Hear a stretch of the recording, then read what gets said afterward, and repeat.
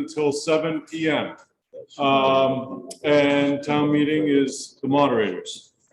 Thank you, everybody. Call the meeting to order, 10 a.m. Thank you, Andy. The first thing I'd like to do is not to put anybody on the spot, but do we have any veterans here today? Anybody? Our veteran I usually use called in sick, so open with the pledge to the flag. So I'm going to ask Andy and Randy, our town clerk and our police chief, to lead us. If everybody could stand, please, and face the flag.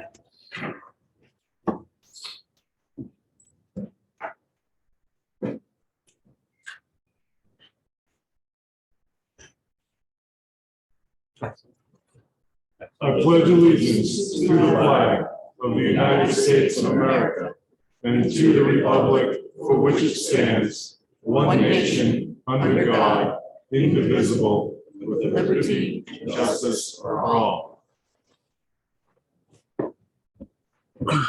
So just a couple of housekeeping items. The vote, I got to speak up. Okay, let's try the mic. We don't like the mic. Can everybody hear me okay? Okay, I've got Paul in the back. If I get a little low, yell at me. So the voting's over to your left, and please, no campaigning, no talking politics, no talking about the candidates or Article 1 while you're over there. There's hand sanitizer, there's masks and other items to protect yourself if you feel uncomfortable. We're not requiring masks this year, but if you'd like to wear one, that's totally up to you. Everybody has a town report. If you don't, the town reports are up here on the left. Only the people who are voters and the registered voters in the town of Dover are allowed to speak at Dover town meeting. So if there's anybody who is not a voter, could you please stand just so that we can identify you? Thank you. So if there is a reason we'd like to ask somebody to speak who isn't a voter, the assembly can, by unanimous consent or by vote, allow that person to speak. I'd like to start off with on page 2 of your booklet is a list of those that those residents of town are no longer with us.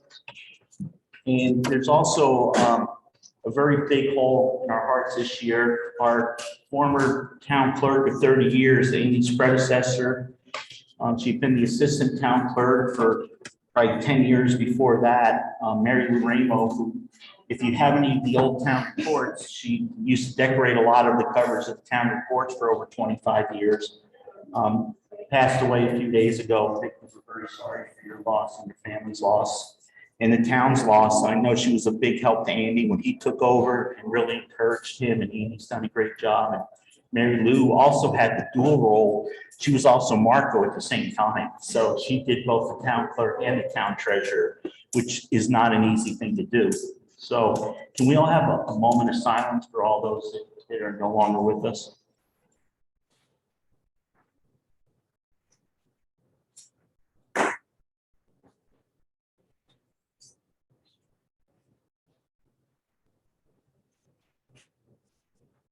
Thank you, everybody.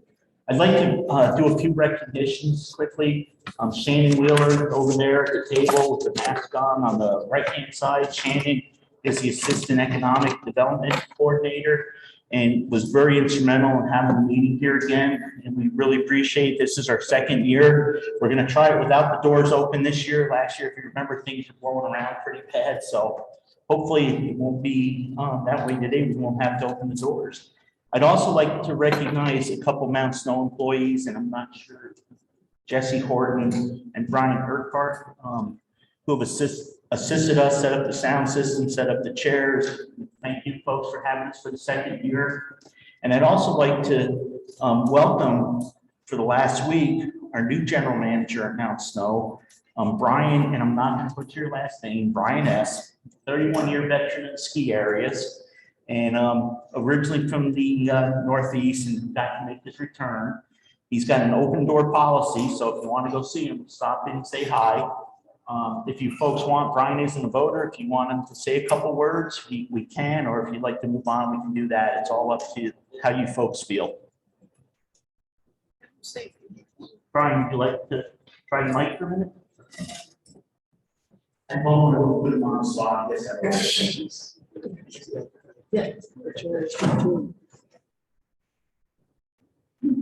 Hey, good morning.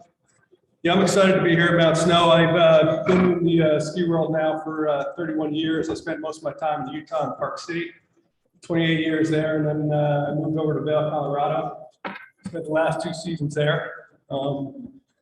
Just excited about the improvements that are going to happen on the ski resort this year, and just excited to get connected into the community. It's very important to me. It's very important to our company, and I just want to be seen, and I'm happy to talk to people anytime, anywhere, meet with people. You guys are a part of what's going on here at the resort, and we got to keep that focus going. So thanks for having me today. It's a pleasure to meet everybody, and I'm sure I'll talk to a bunch of you at some point along the way. So thank you. Appreciate it.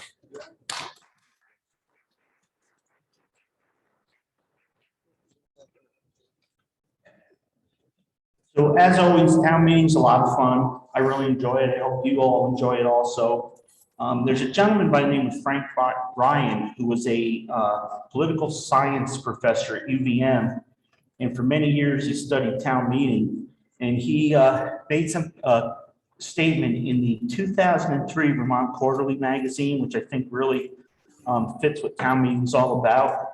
He said that town meeting is the closest thing we have to a pure Athenian democracy, or it's a long day of sitting on a hard chair listening to people argue. The one thing I've noticed for all the town meetings I've ever been to in Dover is there's not a lot of arguing, but sometimes there's spirited discussion. But for the most part, we've always been very cordial to each other, and we've respected each other and allowed each other to express their opinions, and I hope we continue that today. If you look in your town report, on page 5 and 6 is how town meeting works. There have been some moderators in the past that have done things a little different. We keep learning every year. Andy and I attend a class called Ruling the Unruly. This last couple of years, it's been online where town moderators talk about things that came up. Last year, we had a very interesting situation where we had a point of order on an amendment to a motion that some people felt may have been outside the scope and warning, and we had a good discussion. The moderator made a ruling, nobody disagreed with them, and we checked with a bunch of different people in the state. We could not get a definitive answer, but we did find out that we did the right thing by saying, if you disagree with the decision I made, all you have to do is call me on it, and we can have a discussion and vote on it. The majority rules. So even if I say that, no, you cannot speak, Jerry, and the voters say, yes, we want to let her speak again, then that's your decision. So the two big things is point of order and asking for a reconsideration. If somebody calls out for point of order or asks to reconsider a previous motion or previous vote, then the meeting has to stop and that has to be dealt with. Other than that, you have to be recognized by the chair or by the moderator before you get to speak. So it used to be people would get tired of a question, they'd yell out point of order and everybody would drop everything. Until you've been recognized, you cannot ask for a point of order. So the only things you can just blurt out is, call for a vote or call the question. Point of order, you can yell out. To call the question, you can't. People would say, I want to call the question. We've had enough discussion, and they weren't recognized. And in the past, we've accepted that. Those are the two big things. Did I get that right? I think so. Okay. Sorry about that, folks. So we always do in the beginning. Are there any questions on, and if you have any questions on how the meeting operates, it's on that page 5 and 6. There's no questions. We always, because we try to get people to warm themselves up so that they will raise their hand when we ask somebody to move an article onto the floor. We have a little game we play and we call it the trivia game. So this year, Andy helped us out a lot. and he did multiple guess trivia questions. So we're going to go through these. I'm going to just ask the question. If nobody has an answer, we'll give you the options that Andy came up with, and some of the options are really good. The first one, which I think is one of the best ones, was what absolutely indispensable asset did the town clerk's office acquire in the year 2010, 2011? And it's in the 2010 and 2011 book. Anybody have any guesses? Raise your hand because we're practicing. You got to be recognized. And then the answer is? Town clerk. We're not going to give her that, are we? Okay. You were Nice close. try, Susan. Thank you. Okay. So actually, that was 2007. So the answers, the answers Randy had for the guesses is a digital land record indexer, a vote tabulator, which we're going to use out back, or assistant clerk Jeanette Eckert. Anybody want to raise your hand and venture a guess? Got three choices. Go ahead, Dave. You got it. You won raspberry jam. Next question. Many of the pictures in this town report document what historical event? So the 2010 to 2011 town report, many of the pictures documented what historical event? Wow, I can't pronounce this. The sequential anniversary of the Civil War? Almost. Almost. The first Blueberry Parade or Hurricane Irene? Yes. I believe you have it, sir. Let's see what you get out of the little jar. Oh, you get the same thing, raspberry jam. So in 2010, 2011, how much money was worn for the Buzzy Fund? Was it $5,000? Was it $27,500? Or was it $100,000? I guess the better question would have been, who knows what the Buzzy Fund was? Yeah. 5. Go ahead. CB, 5,000. No, sorry. We got 2 guesses left. Come on, folks. Got to get those arms moving. Guys, everybody listen. Everybody raise your hand like this, as high as you can from your seated position. That's all it takes. Doesn't take much effort. Okay. Anybody else? Go ahead, sir. 27,500. You got it, sir. Your name is? Dan Kennedy, so, Dan. Oh, you get pickled asparagus, buddy. That is. Maybe another one. Make sure you raise your hands. Does anybody know what the Buzzy Fund is or was? What Buzzy Fund is? It still exists, right? Go ahead, Vicki. Vicky Capitani, it is our, we renamed it the Legal Defense Fund, and we have been tapping into it the last couple of years to deal with education funding. So it's a good thing to have that money back. So, and it was William Buswell, who was a selectman and a planning commission member and a longtime business owner in town, that suggested it at town meeting. So, Vicki, you want raspberry jam too? No, you can have hot pepper jelly. That'll spice things up. From the 2012 town report, who was the first woman elected to the select board in Dover? That's a good question. So your options are. We got something already. Wait, nobody else answers. Sarah Shippey is one answer. Don't raise your hand, get excited. Mary Lou Ramo or Elva Turner. Now, go ahead, Jerry. Seriously. Okay, go ahead, Sarah. Elva Turner was the first female select board member. That was in 2002. No, I'm sorry, it was in the 2012 report, but she was a selectman back in the 70s, wasn't it? Yeah. Okay, I cannot believe that you have not raised your hand yet, Arlene. Oh, I'm sorry. I'll get you next time. Yeah, I know she would have. Okay, from the 2001 town report for the 2002 meeting, mileage was proposed to be compensated at how much per mile? So we always vote to compensate how much per mile at the town meetings, and it used to be we gave a number. And the numbers were either 50 cents a mile, 47 cents a mile, or 32 cents a mile. 32, CB, Goldstein, 32 cents a mile. Now, how do you know that? I just knew it. Okay, you actually got it, you nailed it. Yeah. Oh, you know what? You got the pick asparagus. Oh, thank you. This is a really good question. In 2001, what was the voter turnout at town meeting? Was it 20% of the registered voters? Was it 32% of the registered voters? Or was it 67% of the registered voters? Anybody want to venture a guess? Somebody over here was shaking their head. Not even venture, go ahead. Hi, this is Fran. I don't understand. People attended town meeting? What People percentage? voted? Oh, Voted. voted, I'm sorry. Voted. Okay, what were the numbers again?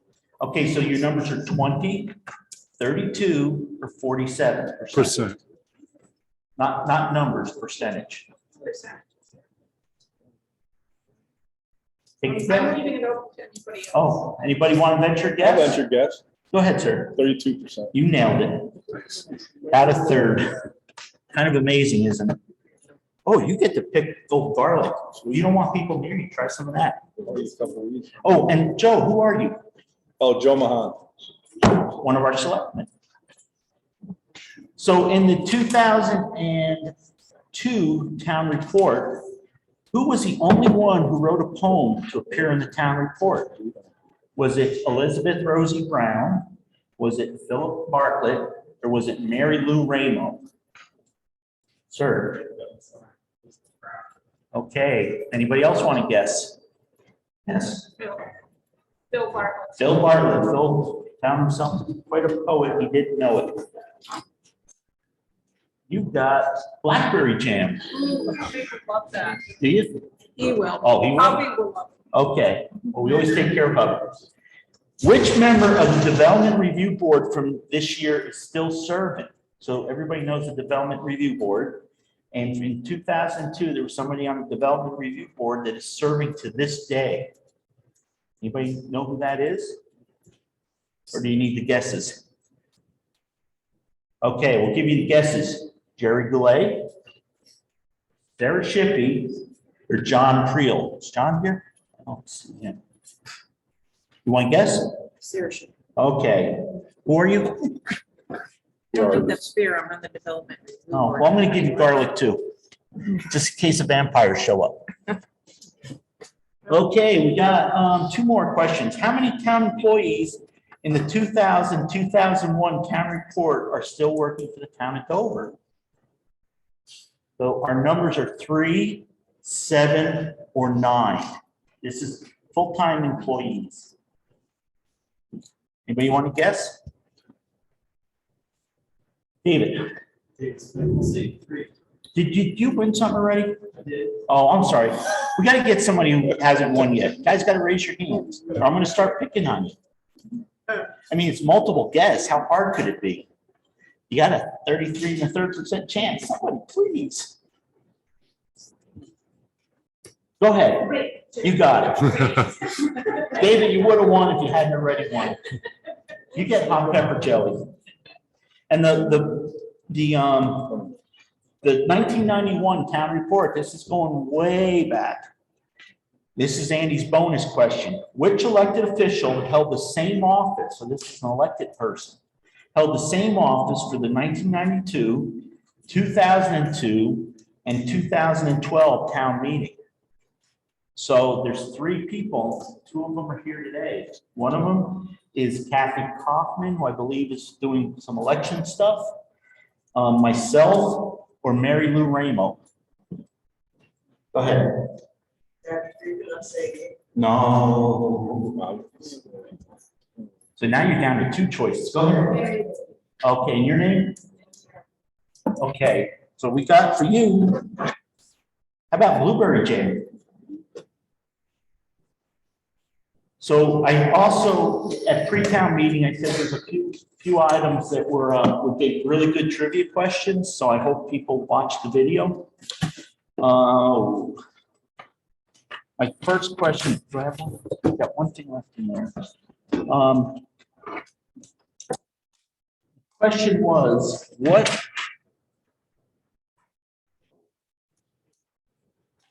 I lost it. It's, what percentage of your tax bill is going to be due if we vote to approve it on September 15th of this coming year? What percentage of your tax bill comes due or is due in the first payment? Does anybody know that? Remember that number? Anybody? Yeah, it was said at pre-town meeting. Anybody who hasn't? I'll give you some numbers. 50%, 70%, 63%, or 80%. Go ahead in the back. You got it, Kathy. You got blueberry jam. Thank you. Okay. So attend pre-town meeting. You'll never know what you'll find out. So we're going to go through the articles. The legal voters of the town of Dover are hereby notified and warned that pursuant to Title 17, VSA Section 2655, they are to meet at the Carinthia Base Lodge in said Dover, Vermont on Tuesday, May 17, 2022 at 10 a.m. to act upon the following articles to wit. Articles to be voted by Australian ballot, which is Article 1 only. The polls will be open for Australian ballot voting for the town of Dover and the River Valley Unified School District at 10 a.m. and remain open until 7 p.m. There's several people that you are running for election. You'll get a ballot, and I'm not going to read through Article 1 unless I need to. I don't believe I need to. Article 2, shall the vote, I'm going to ask to suspend a rule 2. Usually the person that moves the article is recognized by the moderator. They stand up, state their name, read the article. We ask for a second, and then the rules usually state that the person who moved the article onto the floor gets to make the first comment. I'm going to ask by unanimous consent, which just means if nobody objects, to allow whoever brought the article forward, be it the select board or an organization, to just explain the article, and then the person who made the motion would be then allowed to ask the first question. Is that good with everybody? Does anybody have a problem with that? So that's what we're going to do then. By unanimous consent, we'll suspend the rule. So Article 2 is, shall the voters accept the annual report of the auditors and other town officers? I'd ask that somebody raise their hand. You do have to read the article. And I'd like to get a bunch of different people, because remember, your name's going to go in the town report. So in 20 years, when we're up here asking trivia questions, the trivia question may be, who moved Article 2 to the floor in the 2022 town meeting? And somebody will say, Jerry Goulet. Jerry, do me the honor of the first article, please. Here we go. Move Article 2, shall the voters accept the annual report of the auditors and other town officers? Thank you, Jerry. Is there a second to the motion? And please raise your hand. Oh. Dan. Okay, so Article 2 is now on the floor. Shall the voters accept the annual report of the auditors and other town officers? And it's in your nice little booklet here. I'd like to commend Andy and Shannon and everybody in the town office, and those Jeanette who donated pictures. So does anybody like to speak to that from the board? I think it's pretty self-explanatory. Are there any questions? Jerry, do you like to say anything on it, ask any questions? No. Dan, are you all set? Are you all ready to vote? You're all ready to vote? All those in favor of Article 2, shall the voters accept the annual report of the auditors and other town officers, signify so by saying aye. Aye. Those opposed, please say nay. It appears as though the ayes have it. The ayes have it. Article 3, shall the voters compensate town officers as follows? Select board chairman, $3,000 annual stipend. Select board members, $2,500 annual stipend. Town treasurer, $5,000 annual stipend. The town clerk at $70,039.61. Town auditors at $19.60.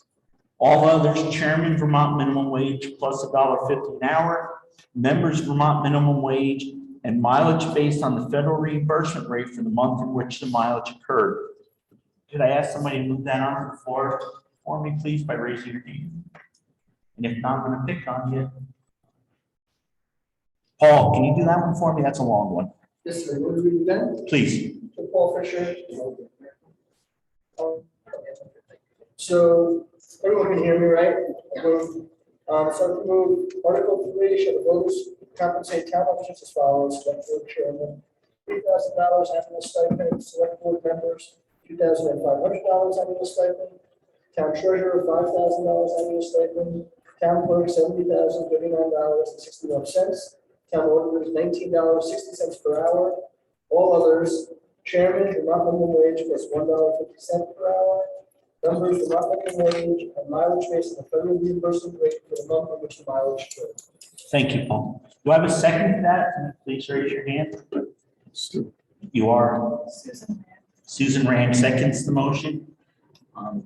So we've moved on the floor to Article 3. So Article 3 has a lot of information wrapped in it that will go through the rest of the meeting, including all the budgets. So the first thing is the select board is requesting a $500 across the board increase in our compensation. Currently, the chair gets $2,500 per year and members get $2,000. It has been 9 years since the board has had any increase. So we're asking for a $500 across the board increase, making the chair $3,000 and all members $2,500. Also in this article is a new way of looking at how we compensate our employees across the board in the town of Dover. Usually we do a percentage increase, straight percentage, meaning the higher paid employees get more money than the lower paid employees. This year, we are adding 80 cents to every hourly and salary employee per hour, and then we're giving them 3%.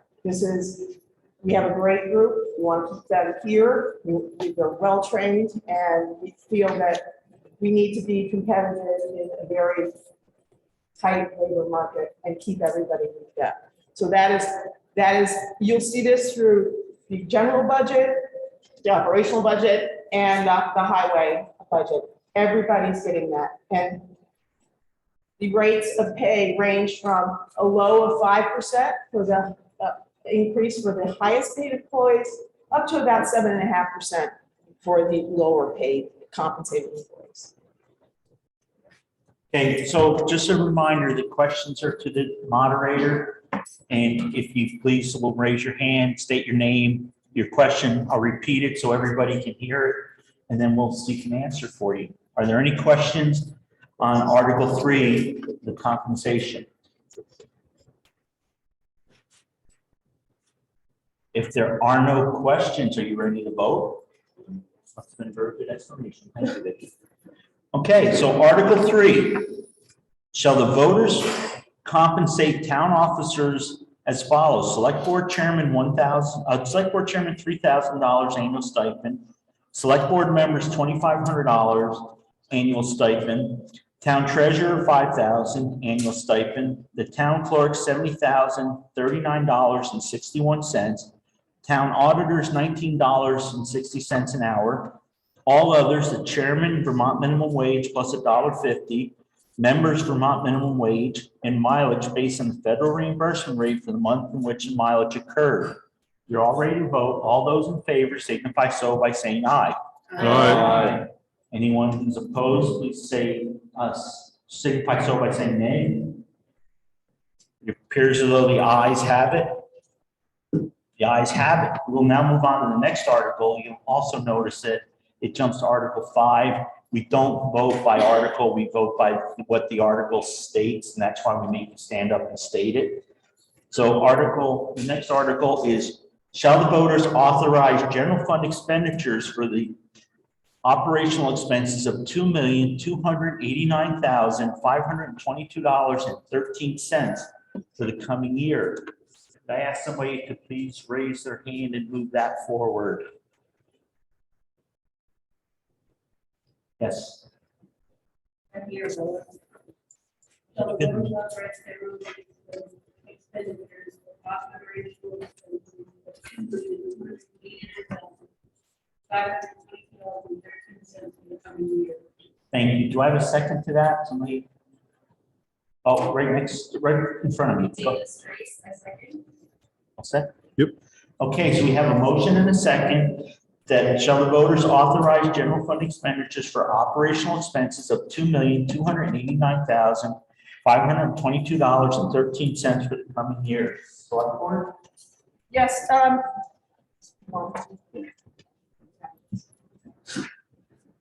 the general fund operational budget is in the town report on pages 25 to 32.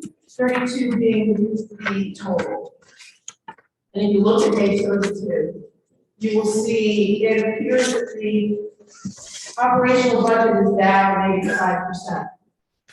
However, there are warrant articles that come up later in the town meeting that start on Article 10 that total $279,011. So if all of those articles are voted in the affirmative, the budget will be go up $159,000. The general fund budget will be $2,568,533.14, which is a 6.6% increase. So these articles include the library, the gathering place, Sevens, rescue, SASH, and a new one, Southern Vermont Therapeutic Writing Center. So we do this way every year. These are warned on so everybody can hear from these organizations and discuss it.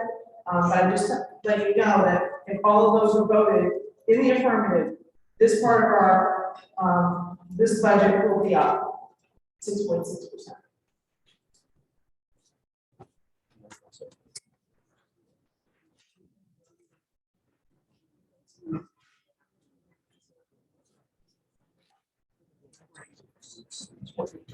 We're not going to. Okay, so Article 5, shall the voters authorize general fund expenditures for operational expenses of $2,289,522.13 for the coming year. You got to make the motion. Do you have a question you'd like to ask? Hang on a second. We're going to get the piece folded moved first. You're all set in a second. Are you all set? Okay, go ahead. Keep standing and say. I have a question. Yes. To be clear, what warrants items being pulled out to be warned is supposed to be? Okay, so Criteria? yeah. So the question is why does some get pulled out to be voted on special and others are included in the budget? So we will ask the select board to see if they want to. Well, if they're on for the first time, we always pull it out so that we can have a discussion about what it is. Situations where it's like Sevens, and a lot of people don't know what Sevens is, and so we ask, and they enjoy coming here and explaining what they're doing. We have typically pulled out the rescue, the larger ticket items like rescue, and the library, and SASH, and if you're asking for a large increase, they're usually pulled out as an organization. Does that answer your question? Okay, go ahead, sir. Please state your name. Yeah, if you stand up and speak loudly.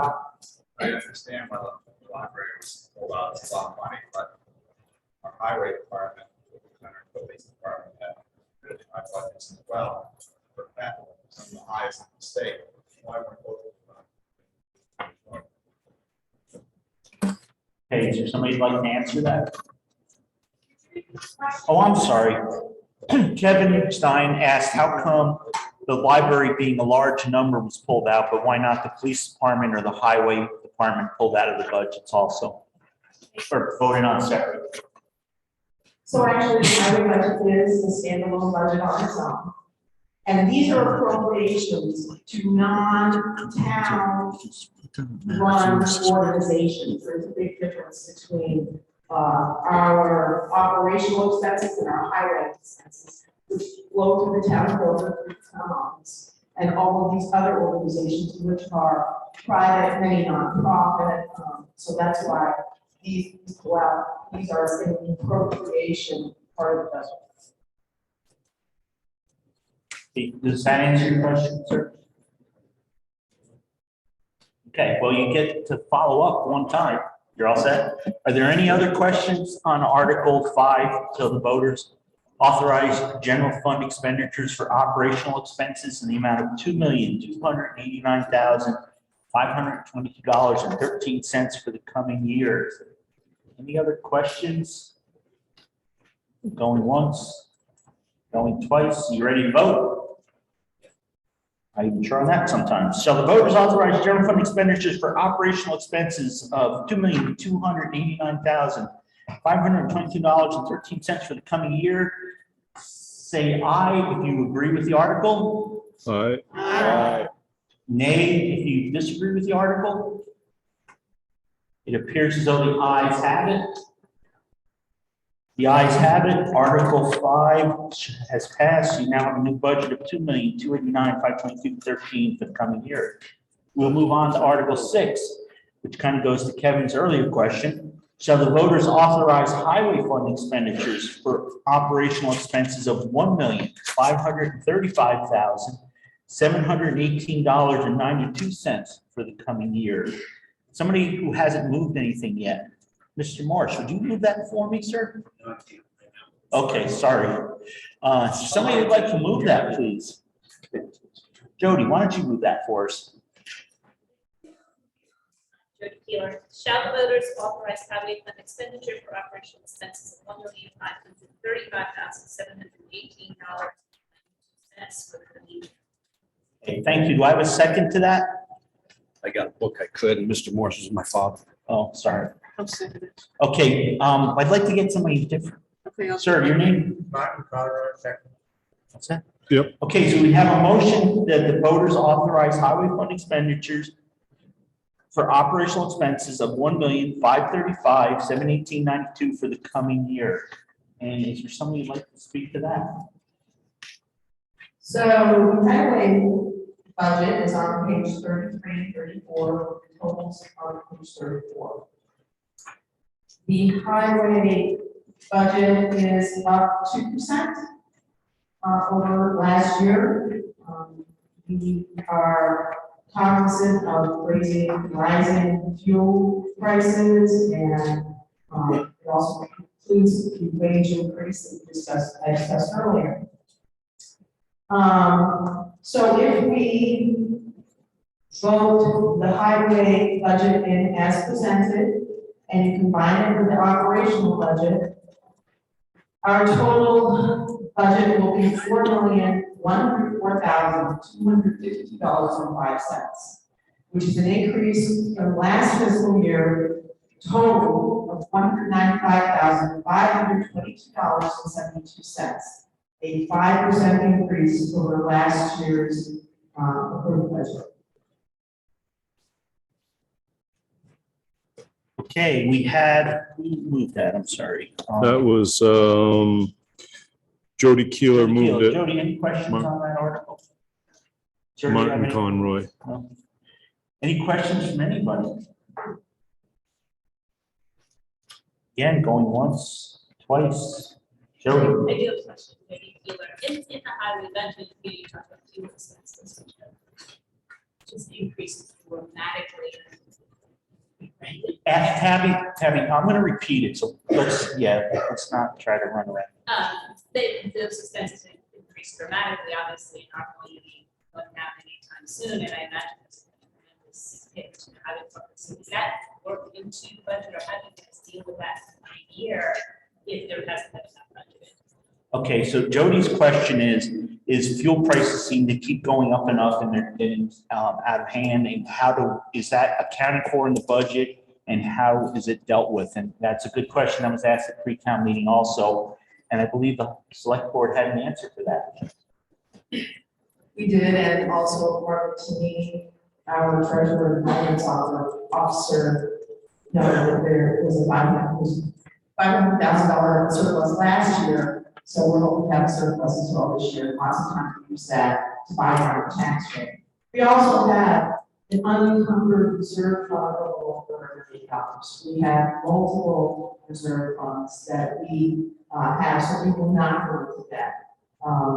It's a roller coaster, and it's hard to know where to go with this. But we have resources to not have to borrow money. That's the situation. Jody, does that take care of your question? Okay, is there any other questions? Laura, leave it back. I think I might have just found the answer. Sorry. ARPA funds, are those being applied in this budget or are they being applied? Okay, so the question is ARPA funds, are they being applied in this budget or are they going to be for future use? So,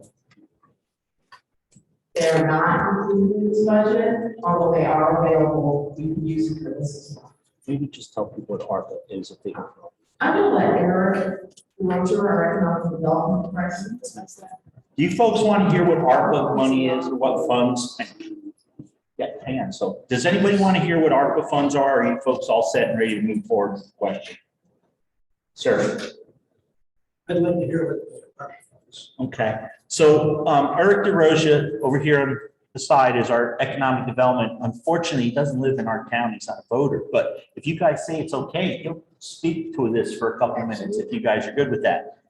If there's nobody that objects, we will pass the mic over. Okay, I'm gonna pass the mic down this end and we're gonna let him speak.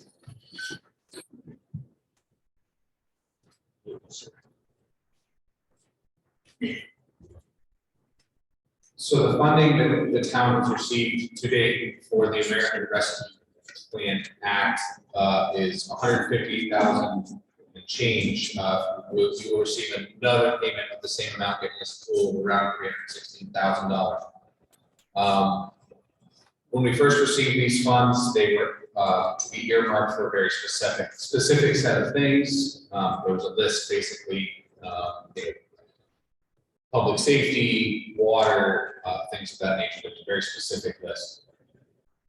The other night, I believe 2 weeks ago, the board decided to move forward with a standard loss provision provided by the federal treasury, basically stating that we can now use those funds under a loss provision for any provision of government services. So anything the town would normally spend money on in a budget, we can now allocate those ARPA funds to do that. We have not had broader discussions about how those funds will be allocated or where they will be used, but by using the standard loss provision, we have now opened the amount of possibilities for what that money can be spent. Are there any other questions about the ARPA funds before we go get back to the seat? Everybody all set? Thank you.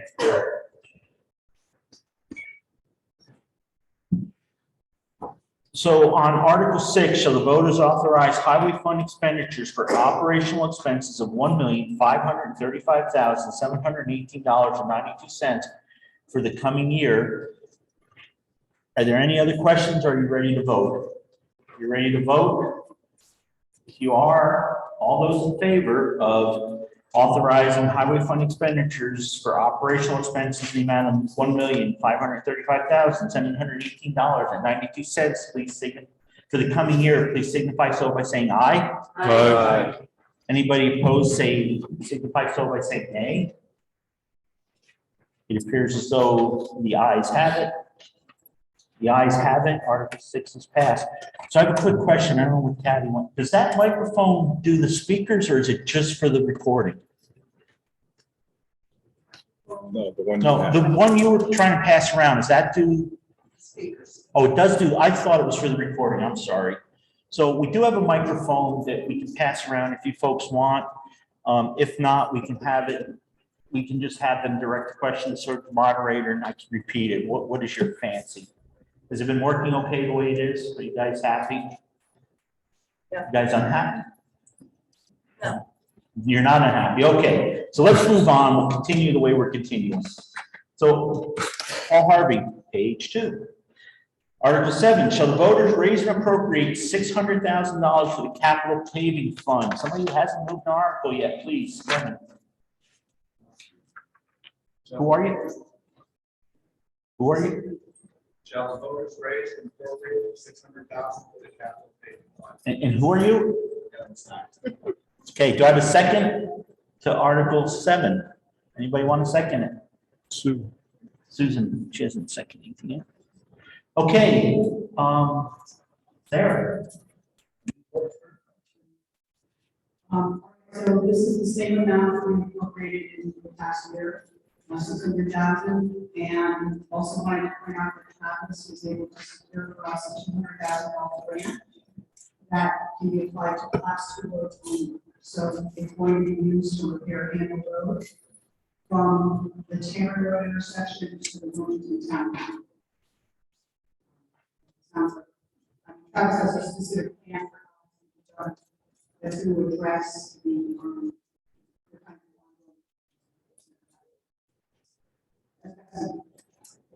and you'll find the budget on page 36. Okay, I saw somebody giving the thumbs up. I think he's voted against it. Kevin, you get first dibs. No, we suspended the rules and we allow somebody to speak to the article first. If you don't want to do that, challenge that. But I have some comments more or less. I'm not sure if that's all, but Kevin, can you please stand up, please, and speak up? I have some comments on the capital paving fund. Basically, I think the town has to realize that it's going to change the nature of our town. I think when people come to Vermont, looking for dirt roads, covered bridges, maple trees, David, more of it, like where they were coming from.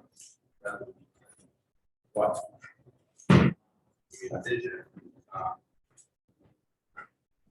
think dirt roads have no calming effect on traffic patterns. You just can't drive as fast on dirt as you can on pavement.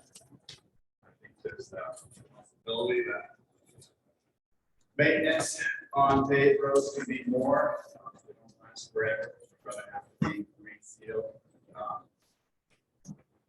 think the price of salt might be more than the price of sand. Dirt roads don't get salt as far as I know. I mean, I'm all for maintaining our class 2 connector roads. Don't know how far we want to go. Our class 3 small roads.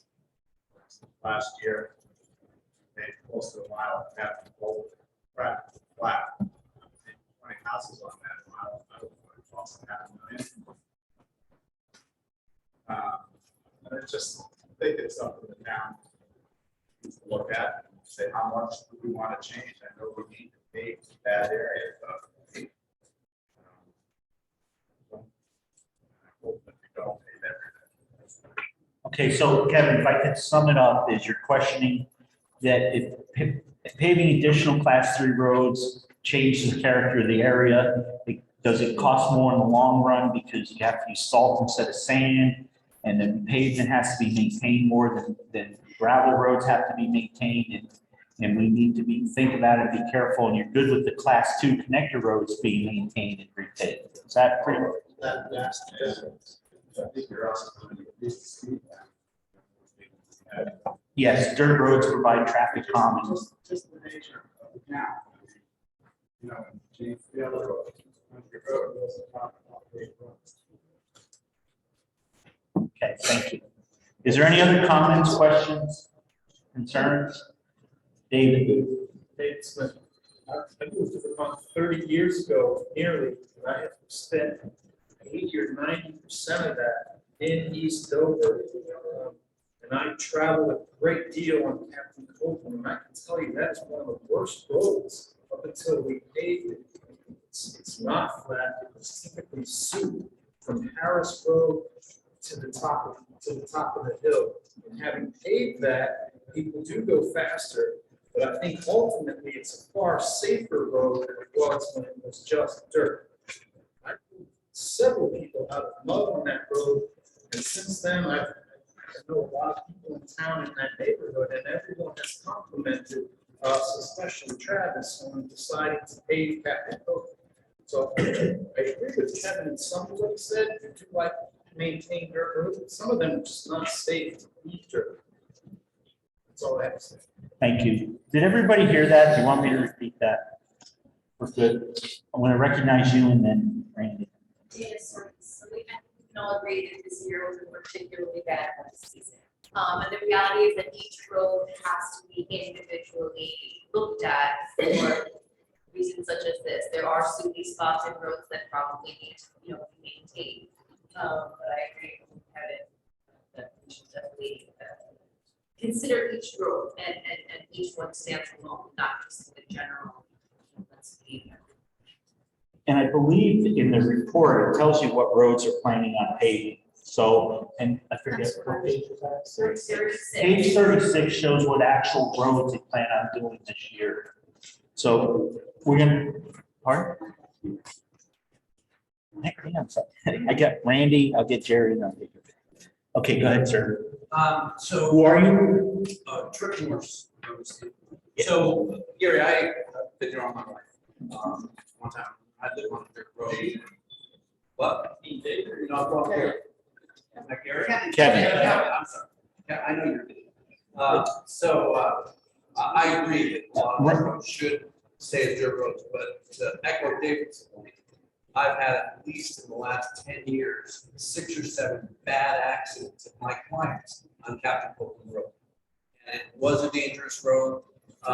Going down that hill in the wintertime is tough. And, I'm glad that was paved. I go up it all the time. So that is a road where I think it made sense to do so. Thank you. Just a reminder, you addressed the moderator. We're not getting into individual back and forth. And did everybody get to hear Randy? Okay, do I need to repeat that? Randy's, yes, Trip, I'm sorry. Jerry. Okay, Jerry's good. I just wanted to ask, Travis to address which roads in the plan, which roads are being repaved, which roads are being repaired or repaved. And I'd also like maybe to talk about the difference in cost maintaining dirt roads versus paved roads. So once again, unfortunately, Travis, who is our road commissioner, to Bobby's place that's sitting next to him, is not a voter in town, but he is a town employee and a valued employee. Are you folks okay with him speaking to the assembly? And I'm just going to ask if anybody objects. If nobody objects by unanimous consent, we will allow him to speak. I see no objections. Would you do me a favor and come up here and I'll give you the mic just so that everybody can hear you well?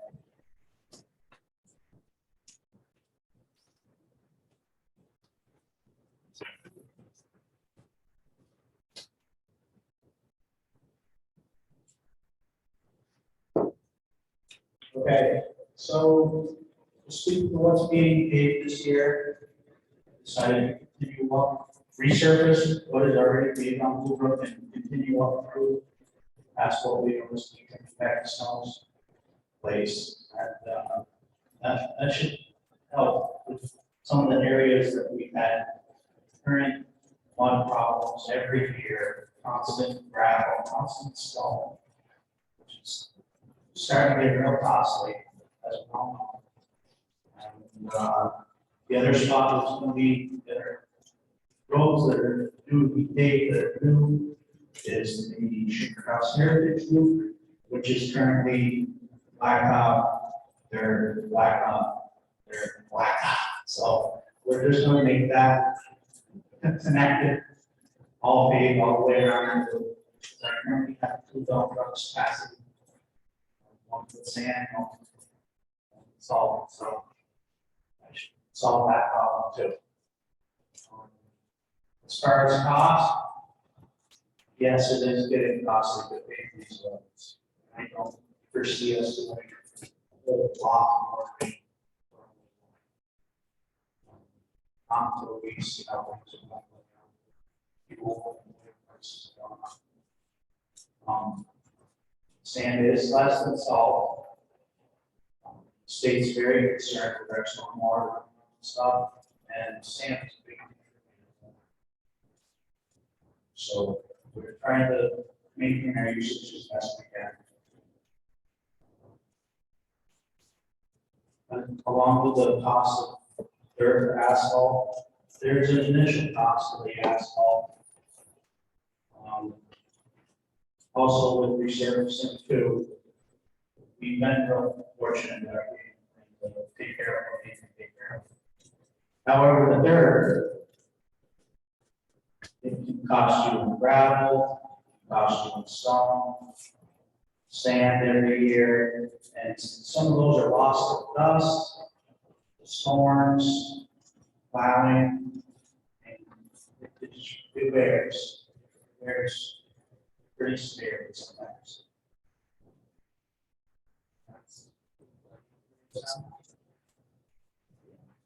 Okay, is everybody stick with your tracks or any other questions? Keep tracks, please, for questions. Tyler Lederer. I want to ask if these roads in the paving plan, are they all dirt roads that are going to be paved, or are there some of the paved roads that are going to be paved? Okay, so the question is, the roads in the plan, are they dirt roads that are going to be paved or paved roads that are being paved? You guys want to answer the tracks? A lot of them, besides what I mentioned, the rest are to be resurfaced. Like this year's road and that the grass area.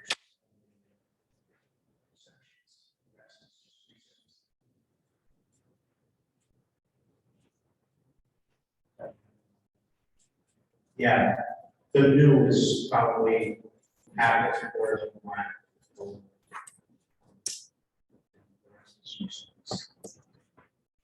That answer your question, sir? How do you determine which ones to be paid? Threshold, how much maintenance they need, or how much get stuff, resident requests? So the question, Jody, is how do you determine what needs to be paid is paid? And I guess you can spend obviously. Okay. Or is that for tracks?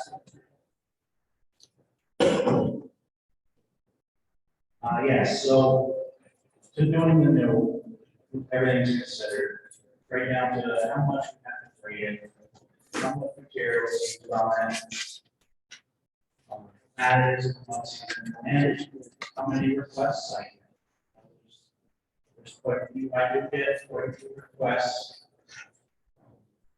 Consider everything.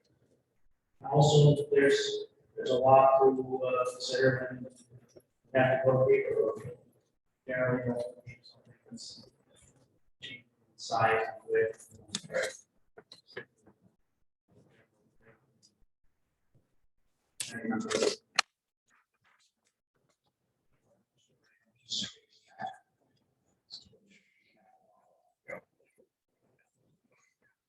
Okay, you also. And I actually just want to follow up, our residents on the road give advance notice that you guys will be paying. Facility attack.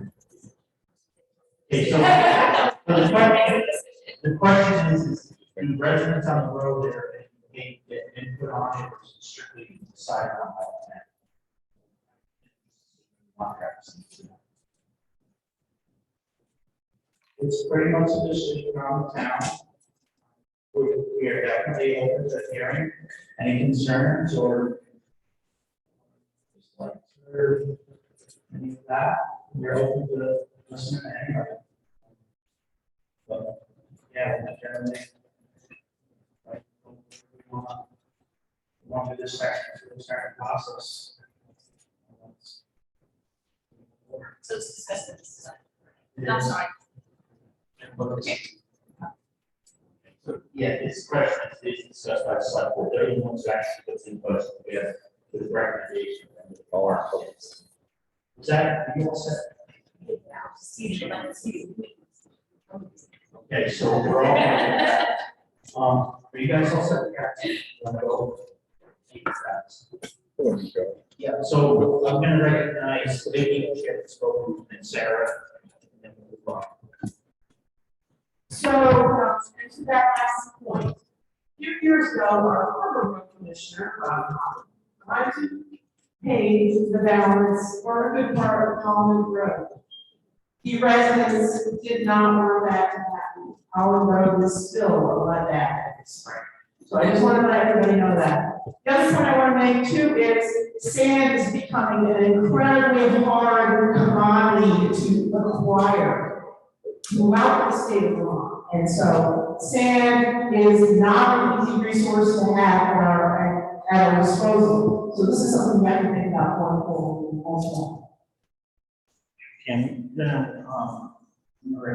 and everybody gets to speak once an article, and once everybody's gotten their first chime, and we allow a second time. And so we're going to go. Dan, is there anybody else? Okay, we'll recognize you second, and Sarah, we'll start round two. An example of sand is if you look across the street from either to Credit Union in Brattleboro, you'll see that lot has giant mounds of sand because they're avoiding the sand. And that's what our town has to do, and every town has to do that, because there is no more sand.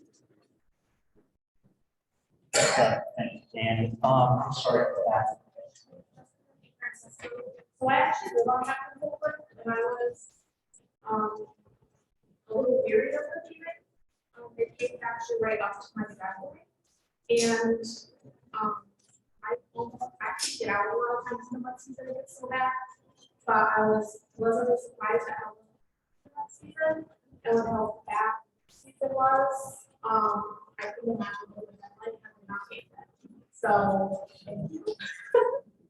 I do think journals are important, but they do know what they're doing, and I think they're taking that into consideration. Was everybody able to hear that? But basically, she thanked Travis because she was able to get out during wet season. And she was leery of it, but now she's glad that it was done, especially this year. Is that pretty close? Thank you. Thank you for that comment. If there's nobody else for a first-time comment, I'm going to give it to Sarah. I just wanted to speak to the question about when it's discussed and where it's discussed. If you look at the budget, we've already got plans in place for 23, 24, 24, 25. So some things we change over time. So the situation may come up where it has to be a license, but it's all discussed. Anytime we do this select meeting, we don't discuss this in private session. So if this is something that's been passionate about, something that concerns you, you need to pay attention to the warnings for the select board meetings, and then when the town budgets are being discussed, that's the time to come. Okay, so we are still on Article 7. Shall the voters raise and appropriate $600,000 for the capital paving fund? We've had some pretty lively discussion. Is there respectful discussion? Is there anybody else who'd like to weigh in, or would you like to vote? No more discussion, so we have to vote. So if you're ready to vote, Article 7, shall the voters raise and appropriate $600,000 for the capital paving fund? All those in favor signify so by saying aye. Aye. Anybody opposed, say nay. I've been forgetting abstentions. Is there any abstentions? You're going to abstain. We have one abstentioning. Do we do that? I don't know. All right. We don't have to list who it is. I got it. Just know I there's one got abstention. him. Duly noted, Kevin. So the article appears to pass in the affirmative. The article does pass in the affirmative. We will now move on to Article 8. That was very respectful. Thank you, folks. A lot of good discussion in there. A lot of good information for the select board and Travis to take away. Article 8, shall the voters raise and appropriate $500,000 for the capital equipment fund? Somebody who has not moved anything yet. Jim McDivitt, would you move that for us? You're mad at me now. I'm sorry. Get one of the people on your sides to do it for you. No, sorry. Go ahead. Richard Duffy, show the voters, raise and appropriate $500,000 to the capital equipment fund. Thank you. Do we have a second? You make a comment too, right? After we've just suspended the rules, and we'll let the select board speak to it, and then you can speak. Do we have a second to that, please? Jessica. Thank you, Jessica. So Article 8's been moved to the floor, so the voters raise and appropriate $500,000 to the capital equipment fund. I'd like to speak to that, Sarah. We're appropriating the same amount of money. We're basically working from trying to keep that line item balanced. So some years we may spend less, but it just goes into the fund for upcoming work expenses. You'll find the information for the purchases on page 37, and then on page 38, you'll see the trading values of the vehicle. Okay, Richard, you get to, if you have a question or comment. Essentially, everyone in the room here gets the benefit of the capital equipment fund. Well, we spend on roads and plowing and what they do to take care of us through the winter, through the summer, and through the mud season. I guess we should really know this. It's just phenomenal. So I think that is a low value way because of the cost of the equipment. I mean, just bought a vehicle and it was priced. It's a shock. I think it's a very conservative. Thank you. So Richard states that it's much appreciated. And if you look at the value we got this year with the mud season, and not only that you had to pay list, but that you were even able to get one and you didn't have to pay over list, it's probably pretty amazing these days. So he's speaking in favor that you move the article forward. Do you like any other comments, any other thoughts, any other questions? We'll go to Vicki. I just want to let you know, this equipment is already on order. We can cancel it if the voters do not want to do this, but we want to take delivery of it during this coming year. We had to already pre-order these, but they are cancelable, so your hands are tied. If you want to not purchase a dump truck or a cruiser for the police department, but we're trying to get ahead of things a little bit, and so we won't pay higher than we have to buy this equipment. A quick personal note that I ordered a dump body. It took them over a year to get it to me. So it's probably a good thing they did. And where else you get honesty like that in government, that they actually ordered it, but if you say no, they'll cancel it. So any other discussions? Any other comments? You ready to vote? Yes. Okay. All those in Article 8, shall the voters raise and appropriate $500,000 to the capital equipment fund? If you're in favor, signify so by saying aye. Aye. If you're opposed, say nay. Any abstentions? It appears as though the ayes have it. The ayes have it. Article 8 passes in the affirmative. Article 9, shall the voters raise and appropriate $80,000 for the capital building improvement fund? Somebody who hasn't moved an article yet for me, please. Randy. The voters raised $8,000. Okay, thank you, Randy. Do I have a second? Anybody? We'll get if I could speak, we'll give this one to David. So Article 9, shall the voters raise and appropriate $80,000 to the capital building improvement fund? Please let us speak to that. Hi, so as you can see, it's on page 39, and it's another line item of funds, it's $80,000. And then on that page, you also see what the special areas, which buildings the money's going to be spent on. Sections of the programs are the library located. There's a problem with PFAS, water contamination, and that's it's really not in the first budget. We'll look at that, but we're working on it as we get ready.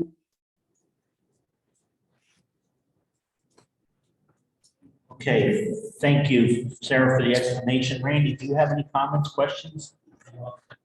Okay, and I forgot who second. David, you were second. All set? Is there anybody who has a question, comment, concern? Hang on, Vicki. I just wanted everybody to know that the new handicap area and is going to be going into town halls and on the list for a while. And trouble finding contractors to do it, and so that should be starting any day. The little backhoe is there, or whatever the equipment is, it's sitting there ready to go. So we will be reworking the handicap entrance and putting some back stairs on and a kitchen foyer area. So that should be happening very good. Thank you. Okay, I'm sorry. So we're on Article 9, voters raise appropriate 80,000 for the capital building improvement fund. We've had a couple explanations from the select board. Are there any other questions, concerns, thoughts? If not, Andy's coming back so we can vote. If you're all ready to vote, Okay, Article 9, so the voters raise and appropriate 80,000 for the capital building improvement fund. If you are in agreement and want to so move it forward, signify so by saying aye. Aye. If you're opposed, please signify by saying nay. Anybody abstaining? It appears as though the ayes have it. The ayes have it. Article 9 is passed in the affirmative. Article 10, shall the voters raise and appropriate $217,139 for the Dover Free Library? Can I get somebody who's not moved in our concern? Shall voters raise and appropriate $217,000. Thank you, sir. Richard, could he repeat his last name? Can you just give us your last name? Yes, THO. I remember you now, thanks. Thank you. He got one of the good jars. Do I have a second to that motion, anybody? Okay, Kevin Stein seconds the motion. So in this one, this is not a select board article. So usually somebody from the library speaks to this. Do we have a person from the library who'd like to speak to this article? Okay, if not, start with the first question. Okay, well, I'll tell you, it's on page 76 and 77 is their budget. And Dan, you seconded, would you like to say anything? Not Dan, yeah, I'm sorry, Kevin. Okay, I'll get you right to eventually. Go ahead. Support the library, volunteer there. It's a wonderful service. Susan Rand. Thank you. So we've had a library since 2013. Our director does marvelous things with bringing in new technology, hoopla. I can't keep up with the technology. Hopefully the younger people, we want to attract younger people to the library too. And, so I think our director is doing a job. Okay, so you're speaking in favor of this article. You feel they do a great job, a lot of technology. I was a little confused though. What year did you say we've had a library since? 1913. Okay. Yeah, I thought you said something different. That's why I asked. Yeah, over 100 years. Since 1913, there's been the Dover Free Library. The other thing is there is a report too, isn't there, from the library trustees in the book that you can review, and it usually lists, what they've been doing. Page 73, 74 on top of the budget, there's also an explanation. So are there any other questions, concerns, comments, thoughts? Anybody? Hearing none, are you ready to vote? Yes. Okay, so let's vote on Article 10. Shall the voters raise and appropriate $217,139 for the Dover Free Library? If you're in favor of that, please signify so by saying aye. Aye. If you're opposed, please say nay. And if there's any abstentions, please let us know. Seeing none, it appears as though Article 10 passes. Article 10 has been voted in the affirmative. Article 11, shall the voters raise and appropriate $30,000 for Deerfield Valley Rescue Inc.? Somebody hasn't moved something yet, please. Go ahead. Chapter 3, shall the voters raise and appropriate $30,000 for Deerfield Valley Rescue Inc.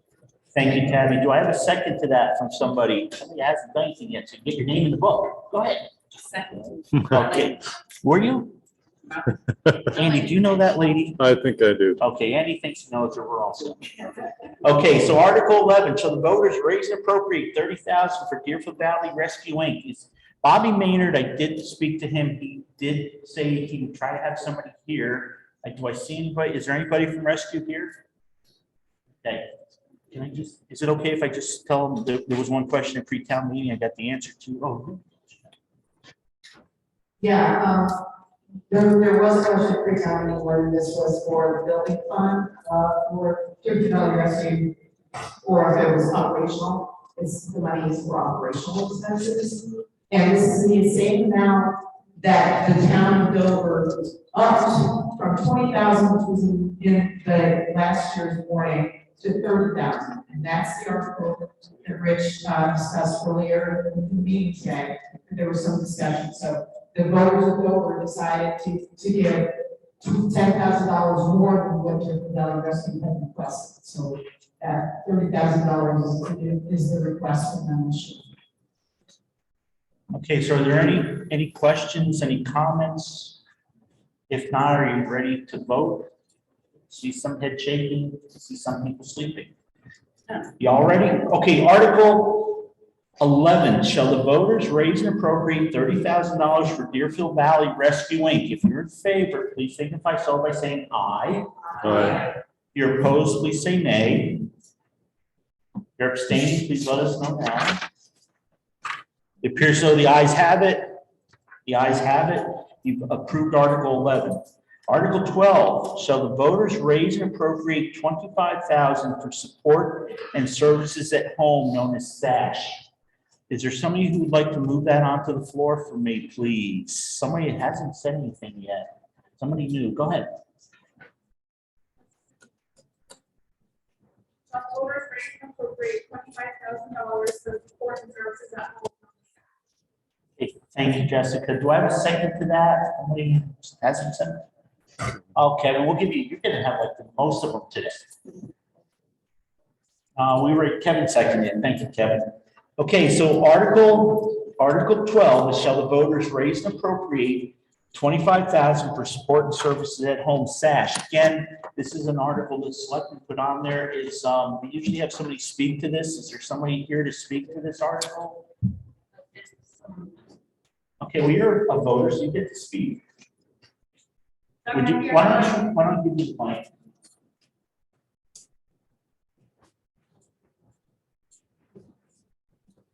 I'm back here going with the SAC implementation manager for the past 8 years here in Deerfield Valley.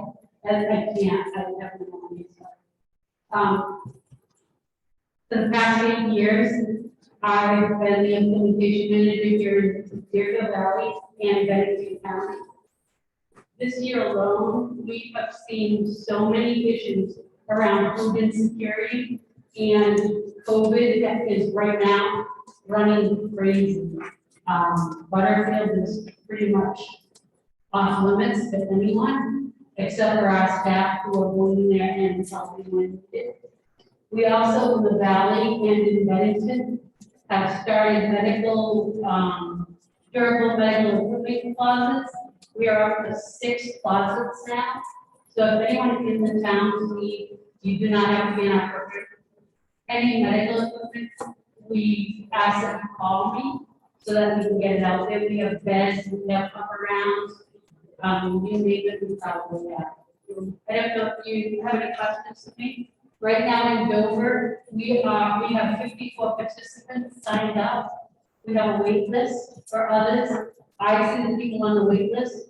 I also see people that are not eligible for SAC that are coming on to Medicare because Medicare is not always as clear as it should for I. So to help people sign up for Medicare or other insurance or any other issues. Okay, thank you, Becky. Is there any questions on this article? Anybody like to know about SAC? And I'm sure, if you know someone who can use some help, we don't need to say it now, like he's over the bill, include the leader. So you guys all set, Becky? So I'd just like to comment. as town clerk, my office, I receive a lot of questions, general questions. People come to my office when they don't know who else to go to. I direct people to the police department, or I take messages for the road department, or I send them to the library, give them phone numbers, connect them with the right state agency. Lots of general stuff, because I'm sitting there and it's an official office, right? Probably the most useful number I have is Becky's. I've given her number out quite a few times. Vermont has an aging population in general.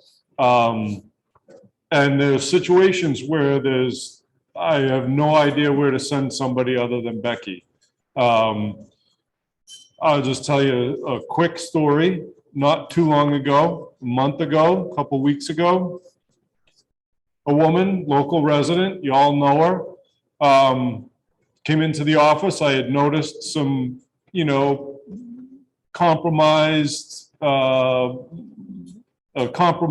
mental situation. She's getting older over the past couple of months, forgetting things.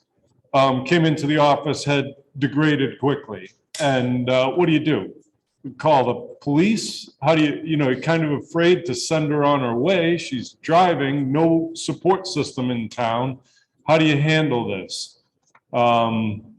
I give her Becky's number, make sure she can dial her phone, and Becky helps her. And the services that Becky provides are amazing and unique. And I would vote for this in a heartbeat. I'd vote for it if it was twice the amount. It's a wonderful service. Okay, thank you, Andy. Is there anybody else like to comment? Seeing none? I just wanted to. I'm sorry, Yeah, go ahead. on CP Goldstein. I think Becky's fantastic. What she's done has just been very, very wonderful. Okay, so another fan and supporter of Becky, so. So you're telling everybody they should vote in the affirmative? Yes, absolutely. Okay, thank you. So Article 12, shall the voters raise and appropriate $25,000 for support and services at home, known as SASH. All those that are in agreement and will approve the article, please signify so by saying aye. Aye. Aye. And if there's anybody opposed, please signify so by saying nay. And any abstentions? It appears, oh, I'm sorry. Oh, we got another abstention. Right. Okay, so anyways, it appears so the article is passed in the affirmative. The article has passed in the affirmative, so we approved Article 12, $25,000 for support and services at home. Article 13, so the voters raise and appropriate $3,000 for the gathering place. Some of you guys have moved an article yet. Please, sir, how about you move that article for me? You don't? Oh, okay. Somebody hasn't moved an article. Yes, in the back. Sorry.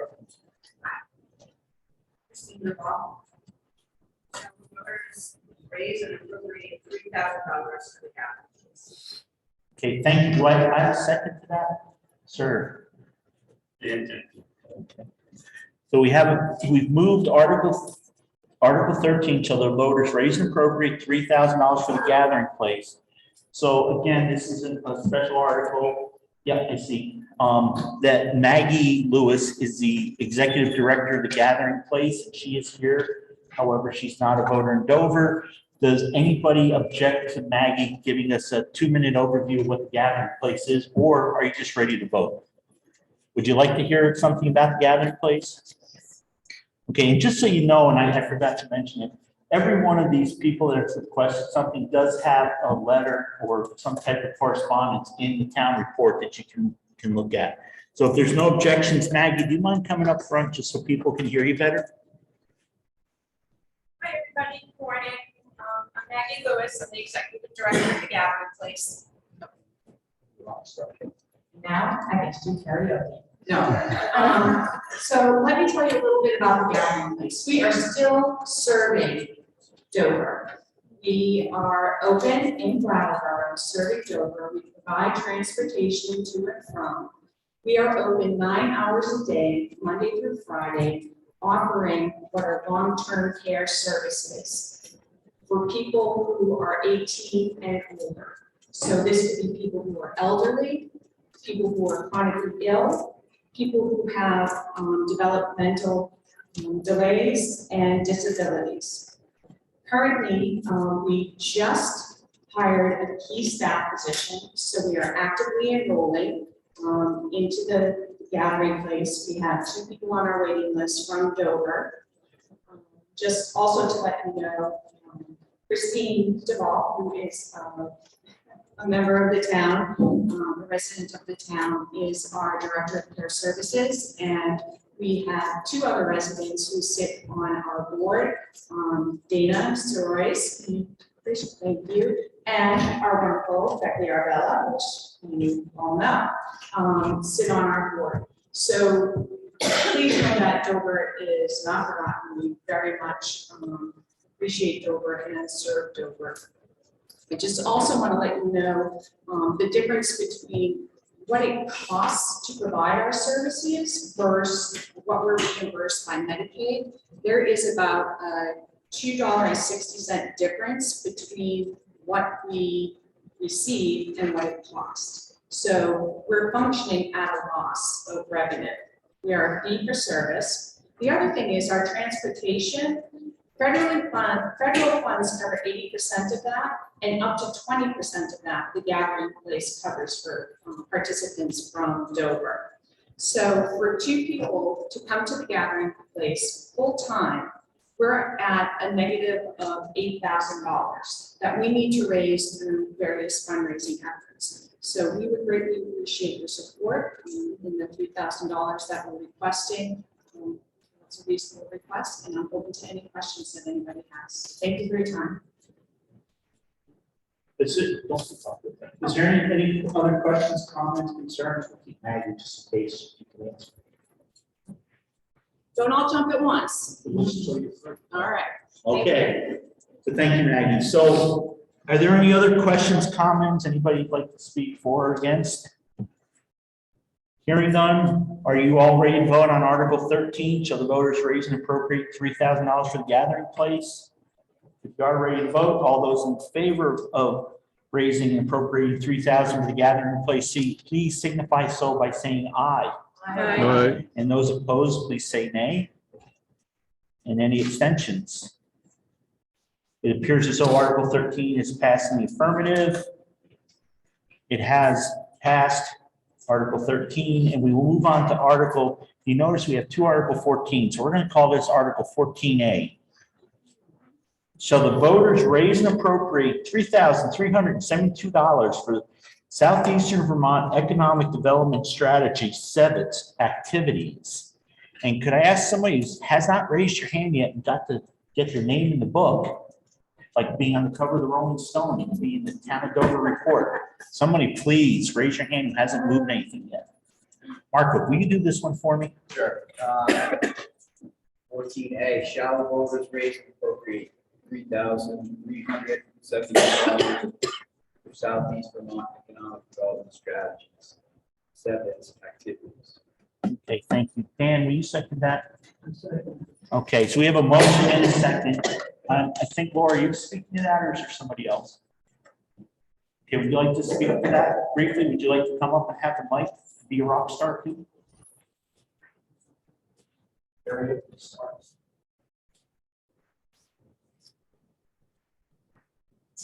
morning, everyone.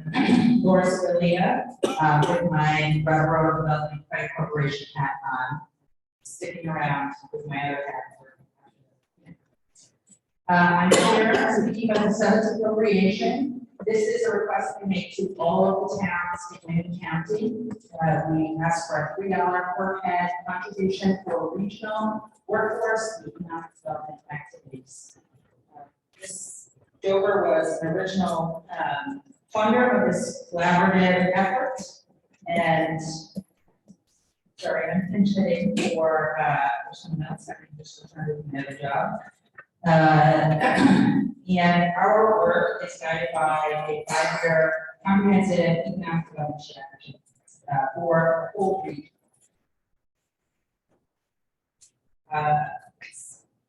For Dover, I have some pretty significant statistics about our assistance throughout the pandemic with businesses that I can go through. A number of businesses were assisted with refills, technical assistance, CBG, which is community development block grants.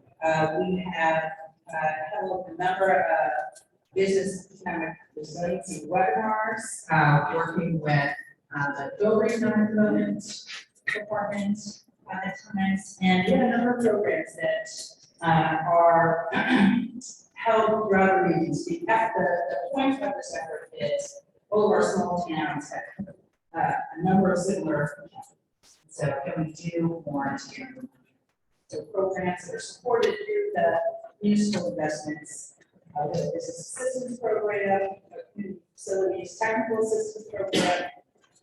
We have the Southern Vermont Economy Project, which helps communities, those capacity communities, grant writing or different types of government programs. Workforce development is a huge effort. UBCC works with Canadian regional partnerships for training and recruitment. We have the Southern Vermont professionals work trying to support people in their 20s and 40s to advance their careers, even connections. We are working on the Welcoming Communities effort, which is looking to ensure that we have a pretty robust, inclusive local integration system to support more and more community members and welcoming workers. So we know that we've got a lot of foreign-born workers at our resorts. We have asylum seekers, refugees, and other folks that are coming into the region. So we're working to support the community efforts.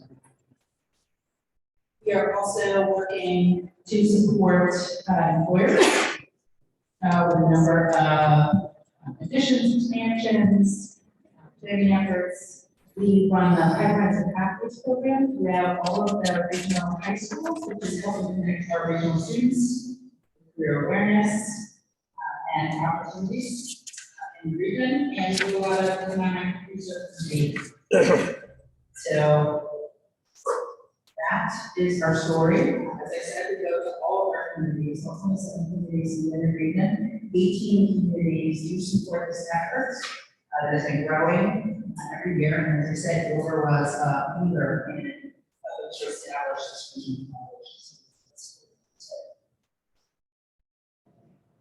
Thank you, Laura. Is there any questions about what you said? Question.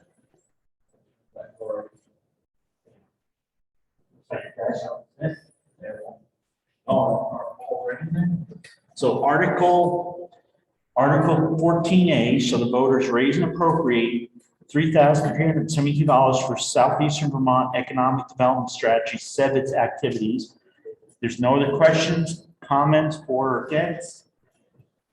If everybody is in favor, please signify so by saying aye. Aye. If there's anybody opposed, please say nay. And any abstentions? Seeing none, it appears as though the ayes have it. The ayes have it. Article 14A has been passed in the affirmative. Article 14B, shall the voters raise and appropriate $500 for Southern Vermont Therapeutic Riding Center. Bobby Holland, we haven't heard from you today. Do you mind moving that one on the floor first? Yeah. I'm talking to Robert Holland, sir.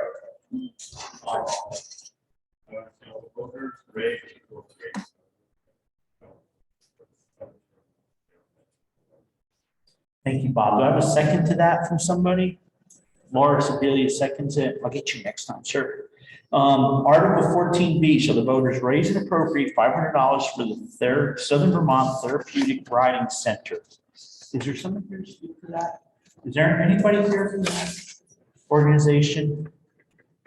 I know that there's one. This is on their letter, what they came to, is on page 114. This is the first time request, that's why it's separate article. So Yeah. So Maggie, who is not a voter again, spoke to us about the gathering place. She had served on the board. Would you like to hear from her a little bit about what this is? It is a brand new group that we need to consider. You Yeah. guys, so is there any objections to, again, bringing Maggie up front, and let her do some more karaoke with us? Seeing no objections, Maggie, do you mind? Maybe we should move to Dover. I actually have a child that benefited from this program, so. The therapeutic riding is an excellent opportunity for kids with disabilities to make connections. The horses are amazing as far as the kids taking responsibility, making connections, learning gross motor skills, developing fine motor skills. It's a program that I wish more people use. I know for my child, it definitely provided benefit and growth in her development. And I think it's a great resource that we have here in the Valley, and that to be considered. So it is located here it's on the Dover-Wilmington line, actually. I'm not sure exactly. Yeah, on Route 100. And you can access it by calling directly. Sometimes there are scholarships available for persons. Sometimes there is Medicaid funding that's available. Service. Jerry, go ahead. Jerry Gillette, how many of your clients come? So Jerry's asking how many clients come from Dover. So I'm gonna be honest with you, I don't know the answer to that because I'm not on the board anymore. So I don't know. I'm sorry for that. I'm just kind of pinch hitting it here. I apologize. Sorry to put you on the spot. That's a much better explanation. Yes. Jody, I just started volunteering. It's fabulous. Yeah. Anybody who's going to courses, not going to conversation. Just to keep them fed and food and take care of them. The horses that are owned by the program are amazing. Adults, serve adults who have spinal cord injuries or neurological injuries or developmental disabilities. It's been a great experience for me so far. I think it's details of the program, but as a patients who have participated in programs, they're wonderful for all of us, not just kids. This physical and emotional. Thank you. But did everybody hear that okay? Okay, good. Thank you for that. And again, Maggie, I'm sorry for putting you on the spot, but you did great.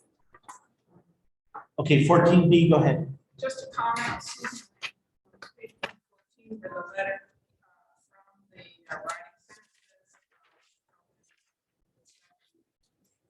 center. Second sentence, we serve 20 clients from Southern Vermont, several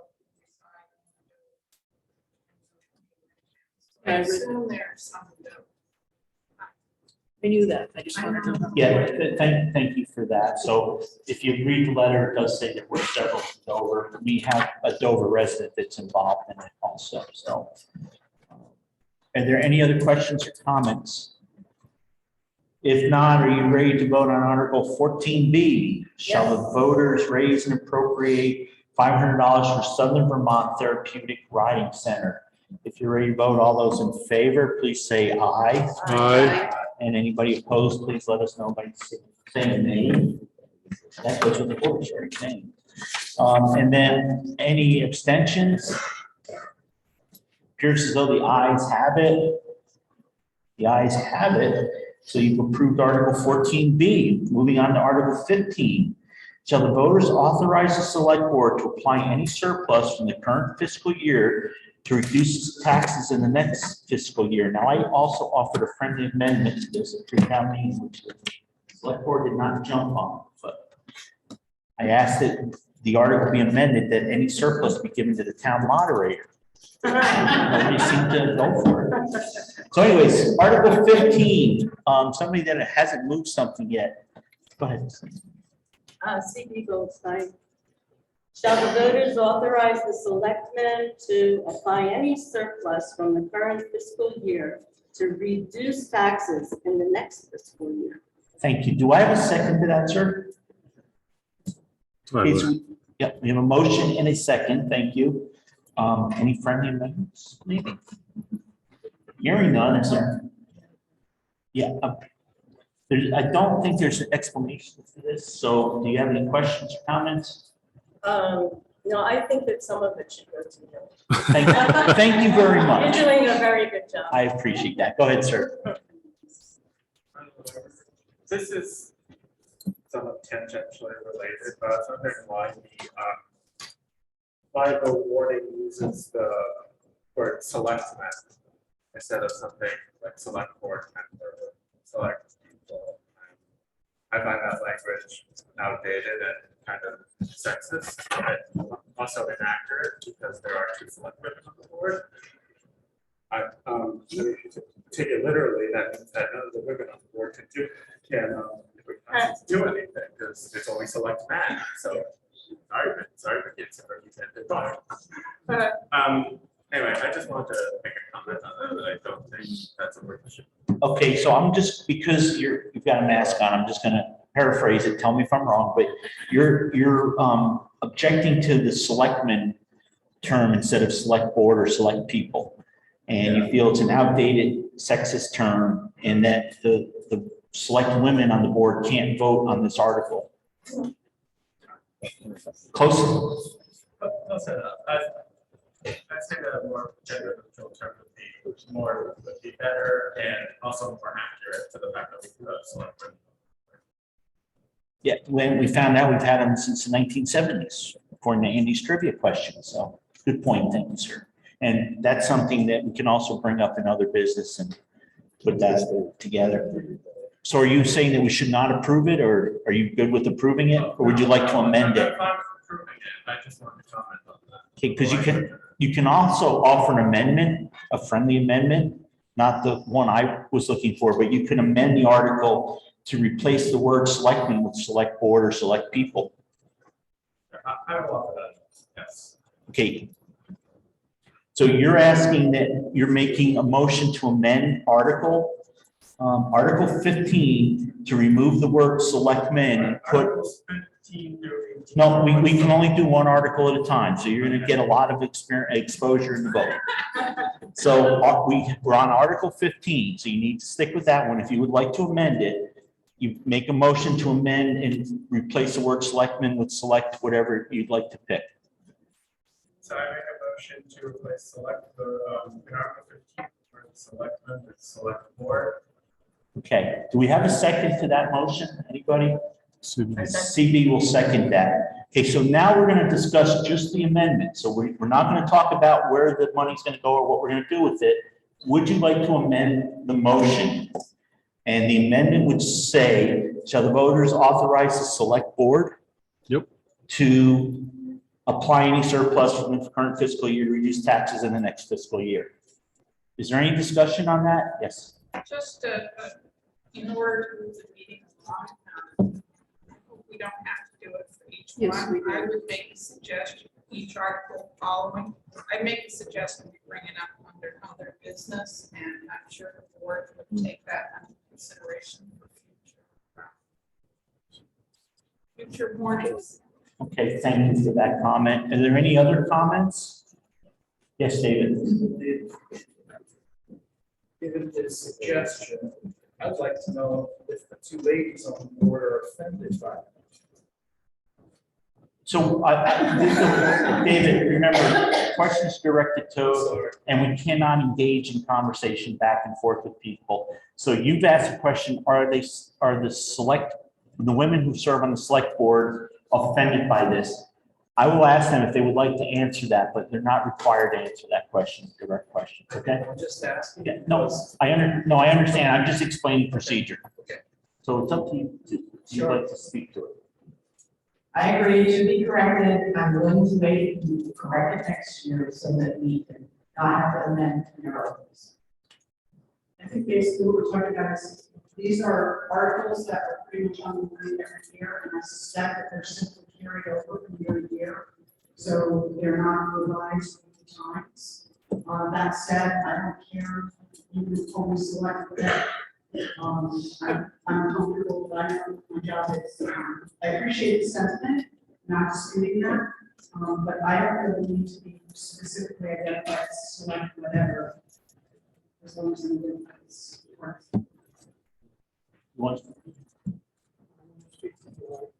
Okay, so on the amendment, we can move, there's been an amendment made, offered, and a second. We do have to deal with that. Again, on the next two, we can only speak about one article at a time. Unfortunately, we can't say, hey, let's do the next three, because we have to, there's a certain procedure we use. So on the amendment, changing that one word, or is there any other discussion, thoughts, comments? Anybody like to say anything? If not, are you ready to vote on the amendment? So remember, you're not voting on the article, you're voting to change the article we're going to vote on. So all those in favor of changing the article to be, shall the voters authorize the selectmen to apply any surplus from the current fiscal year to reduce taxes in the next fiscal year to select board, please signify so by saying aye. Aye. And anybody opposed, please say nay. Ooh. Okay, I'm gonna ooh too. So what I'm gonna ask is a division in the House. So I'm gonna ask our town clerk to take one side, and we'll ask our vice chairman to take the other side. Who's our vice chairman? Sarah, perfect. So this is gonna be the dividing line. If you're in favor of this article, please stand until the counter points at you. Point of order. Yes, In favor of the article or the amendment? we're only discussing the amendment. All right, said article. Well, it's the amendment to the article. Right. I'm sorry. Okay, so we're not voting on the article. We're voting whether we're going to amend it or not. So if we're going to change that word from select men to select board. Does everybody understand that? Is that as clear as mud? That's all we're voting on now. Okay, if you're in favor of this, please stand until you are pointed at by the counting person. Are you ready? All those in favor of the amendment, please signify so by standing.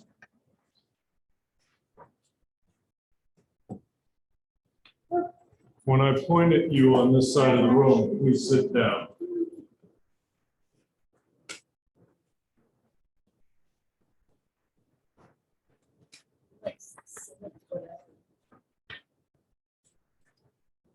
You all set? Nope. Scott, you voted? No. Okay. Okay, so all those that are opposed to the amendment and would like to not change selectmen to select board, please stand and sit when you are pointed at.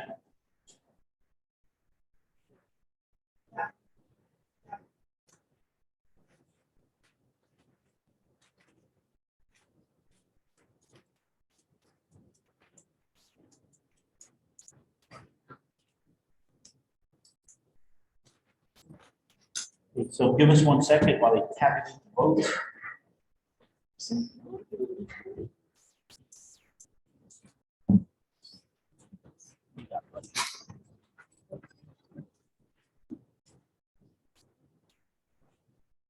Oh, no. Tell me it's a tie. Are you gonna, this is unreal. Okay, this is at the school district meeting, those of you who didn't come, we couldn't elect a moderator. We had a tie by doing a vote like this. And unfortunately, in a tie, the moderator gets to break the tie. So I'm gonna vote in the affirmative on this, and I'd just like to explain my reason why is, I think it's a good point the gentleman made, and I think it's something that we will probably not do on the other two articles, but it's, at least it's recorded officially, and I think the select board took notice of it. I do call selectmen, I a lot of times say, do you guys want to do something? And I don't mean anything by it, but I do understand it's important for us to be very inclusive. So I'm going to vote in the affirmative, so that amendment will pass. So, and that's the first time I've ever got to break a tie at a town meeting. Congratulations. I'm just glad you guys didn't make me do it on that, $500 budget item or something. So the new Article 15 is, shall the voters authorize the select board to apply any surplus from the current fiscal year to reduce taxes in the next fiscal year? And I got to tell you now, that amendment, to give it to me, that you made me work so hard. But anyways, go ahead, Dave. At the pre-town meeting, this was discussed, and our treasurer, Marco Polini, informed us that $90,000 put into the budget for next year. Okay, anybody else? Any other questions, comments, thoughts? Yes, sir. Rich, question, does this mean we can challenge, anybody can challenge for the language? That's required for the test. See the whole door, so it's challenging every article that comes up. Yeah, any article can be amended up to 2 times. Usually amendments are numbered. I guess, am I okay to answer that? Oh, yeah, go right ahead. Sure. Yeah, anybody can make an amendment. It's up to the moderator to determine if that's relevant, like last year's where somebody wanted to double the amount of money to be given. And we discussed it. Sarah's a fellow moderator and Andrew's the town clerk. We had a brief discussion. We came to a decision. I announced a decision. And I told the people in the room that if you did not agree with my decision, you can challenge me and we will have a vote on whether my decision was appropriate or not. And we did check into it over the summer and we were told that was the appropriate way. That made it okay. So yes, any article can be amended. Now, if he said that I want to amend the article to be that we give the money to me, then that would not be appropriate. And I would actually overrule on that because it's not even close to what the amendment or what the article was. And it doesn't allow people who read the book and say, hey, the select board does a great job. I'm not going to go because everything's good. But if they saw an article that said, hey, we're going to give the moderator all the surplus, they may say, wow, I'm going to come and speak to that. Is that good for everybody? Is everybody in agreement with that? Anybody have any questions, comments? Okay, so we're going to go back to Article 15. Shall the voters authorize the select board to apply any surplus from the current fiscal year to reduce taxes in the next fiscal year? Is there any other discussion? Any other comments? Yes. Sorry, I have a question. Forgive me, is this a new question or does this happen every year? If it happens every year, what amount of money? Yes, this is every year, and it depends on how much the surplus is. And like this year, we may say, maybe if, I'm just throwing a number out, we have $200,000 in surplus. Maybe we'll keep 100,000, 50,000 to cover maybe some of that fuel we might run into. But generally, try to keep this tax rate as stable as possible. So if we can do that and buy down the tax rate, so that everybody has to pay a little bit less taxes, that's our goal. So just to clarify, we're not talking about appropriating all of the surplus to taxes, it's at the discretion of the select board what is needed in what areas. Correct. Did everybody hear that? It was, do they apply it all? And the select board, in consultation with the treasurer, make a determination. Is there any other questions, comments on Article 15? Shall the voters authorize the select board to apply any surplus from the current fiscal year to reduce taxes in the next fiscal year? If you're already in vote, all those that, I'm sorry, the select board, did I say that? Yes, select board. All those in favor, please signify so by saying aye. Aye. Any opposed, please say nay. And any abstentions? It appears as though the ayes have it. Article 15 has been approved in the affirmative as amended. Shall the voters authorize the select board to apply any surplus? We will now move on to Article 16, which is shall the voters authorize the selectmen to sell properties which a town has acquired by gift or through tax sales. Roscoe, could you move that? Do you have a book that you could move that for me?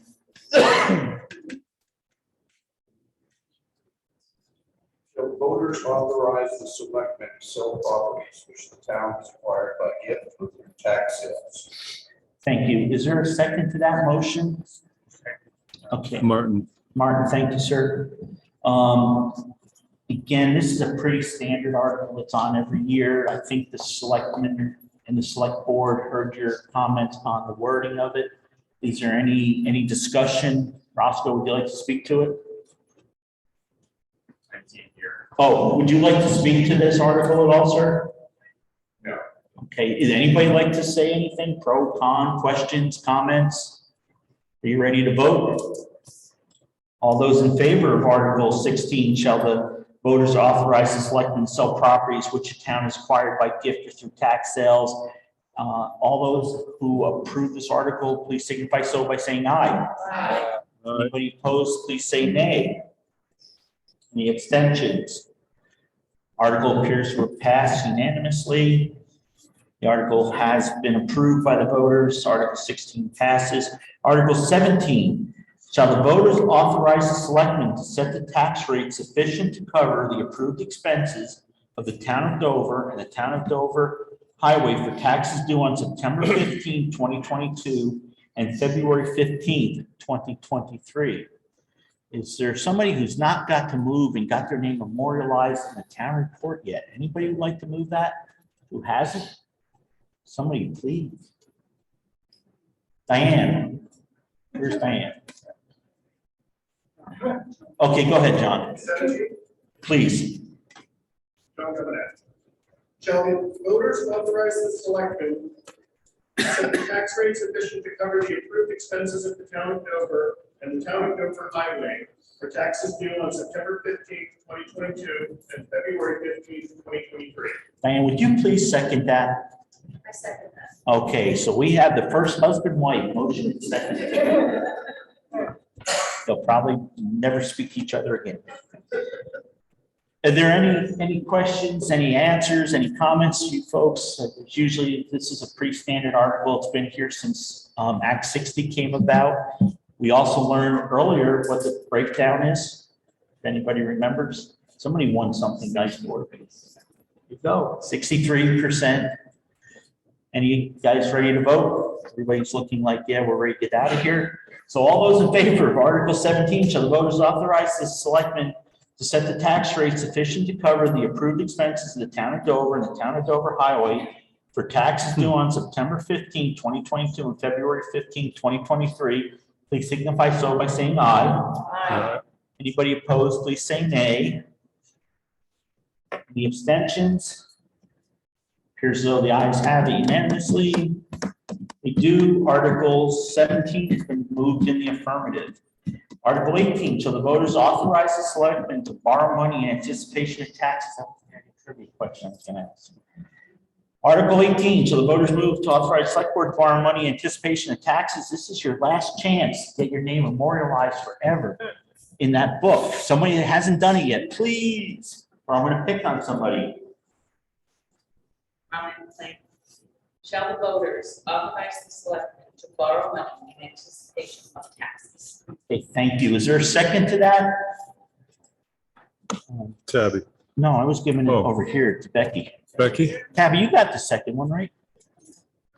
Oh, give it to Becky. We'll let Tabby make the motion to adjourn. Okay, so the voters authorize selecting the borrow money anticipation taxes. So here's a great trivia question. I'm going to award one more jar of something. Who knows when the last time the select board borrowed money in anticipation of taxes? Go ahead, Jim. I'm not aware of it. Is anybody ever aware of the town borrowing? Okay, so Jim just had a question. Has it ever been, and we don't know in the recent past? Yes. Thanks. The town has borrowed money. Oh, you want bread and butter pickles, Jim? The town has borrowed in the past for like the firehouse renovations in different buildings in town. So, and I'm sorry, I should have answered that. Yeah, I think that this is, if we didn't have reserves, if we'd spent them and if we did, And if, for some reason, our first tax payment, very few paid it, so there would be a big hole because that money is for the fiscal year that starts July 1st. So it's just an insurance in case something bizarre happens. And my 11 years on board, we've never borrowed money in that way. No, we didn't borrow money. Okay, so Article 18, so the voters authorize the selectmen to borrow money in anticipation of taxes. Are there any questions, any other comments for or against? Hearing none, if you're in favor of Article 18, please signify so that the voters can borrow money in anticipation of taxes by saying aye. Aye. And then anybody opposed, say nay. And any abstentions? It appears as though the ayes have it unanimously. The ayes have it. Article 18 is moved in the affirmative. So Article 19, discuss any items that the voters would like to discuss and to conduct any other business that may legally come before the voters. So this doesn't need a motion or amendment. This is nothing that's binding. So if you all said that, you know, the moderator should get a $1 million raise, it doesn't count. You can't vote for that, okay? Just don't do it, please. But we do get to recognize and make suggestions to the select board. I think one of the ones we heard is, you know, how we word articles and to be conscious of that. I do have a couple things I would like to just do quickly is I'd like to recognize some people. And the first thing is, as you all know, we had a census during the pandemic, and it was very interesting times. And we had several people that worked very, very hard to get those numbers up. And what did our census increase, Andy? Yeah, if you read in there, it was quite an increase, which helps us with public funds. And 14 to 17 something. Like 300 people. So anyways, I'd like to recognize, you know, Andy as our town clerk is always in the lead on this kind of stuff. Laura Sibilia did a lot of work for us. Mark Schauber, who's on the school board, had a big part in it. Tabby Freeman, Sarah Shippey, our vice chairman. So I'd like to just congratulate them and thank them. A job well done. They went and ferreted out every resident that they could find, and you guys did an excellent job. Thank you. I'd also like to, and this is kind of a little bit of a dual thing, but I'm going to also speak a little bit as the school board chair. And I'd like to recognize a few people for a job that has been 25 years in the making. And those of you who remember, Vicki served on the school board with us for quite a while. She was the vice chairman.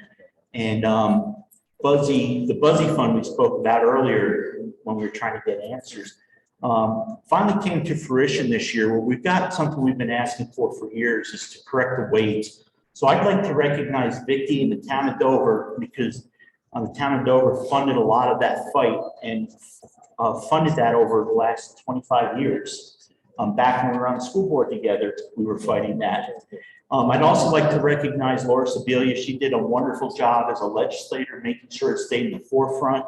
She argued for that hard, and she definitely needs some recognition. And I'd also like to recognize Mark Schauber, who's not here, but he's a newer resident in town. He is a member of the school board. He actually volunteered to be the executive director of a group that fought hard for the weights. And the weights are something that really made our school a lot more fair. So the school board is going to be recognizing them at a future meeting, but we didn't get it together because when we had our school district meeting, the weighting study hadn't been voted on, hadn't been finalized. And I think it's still waiting on the governor's signature, but we don't see it as being vetoed. I think he's, as said, he would sign the bill. So the three of you guys, you need to stand up to him. We need to give them a hand because they put a lot of years.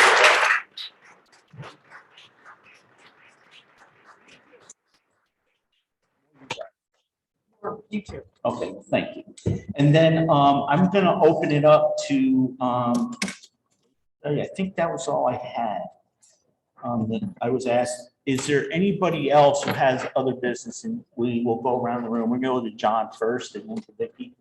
I just wanted to let everybody know that the Dover sixth grade class students and parents have worked really hard preparing what I think is an insanely huge amount of food for this group. So I want to encourage everybody at the end of the meeting, don't run off, please come and eat. Thank you. And that's the select board who helps with that, correct? Yeah, no, but I mean, it's, the select board has sponsored that, so thank you to the select board, thank you to the parents, and thank you, John. Vicki? Well, I'd like to recognize the Dover Highway Department, who won first place in the Vermont Municipal Field Day, and will represent Vermont in the regional England big competition in August, Massachusetts, and then potentially Colorado for finals. We won both events. Travis Briggs, our road commissioner, won the backhoe event, which meant taking a baseball off the cone and putting it into a barrel. Travis, I think, is first up. Travis did it in 5 seconds. Nobody's going to beat him. And then our snowplow, Chris Abra and Jim Sprague won first place in the snowplow event, which included a long-run truck, a brake test, and an actual plowing of cones. So I'm very, we always do have the best way. We really do have the best way. So I have that, and that's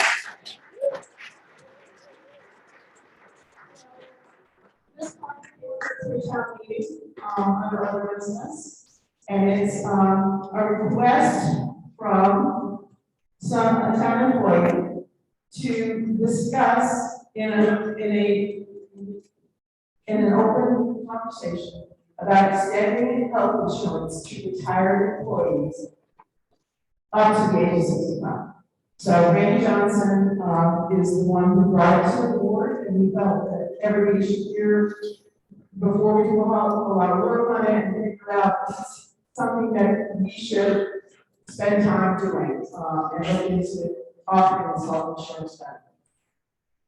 I just want to remind people, though, that it's not a discussion back and forth. Questions go to the moderator to determine who answers them. I also, before everybody starts to leave, I do want to remind everybody that Laura Sebelia is our representative, and I think we should let her speak after Randy a little bit about what happened in legislature this year. And I mentioned to Andy, we won't be seeing our senators because unfortunately both of our senators this year are trying, one is retiring, one is looking for your vote in a different position. So we won't have that. So our only report from Montpelier will be Laura. So we're going to give the mic to Randy for a couple minutes.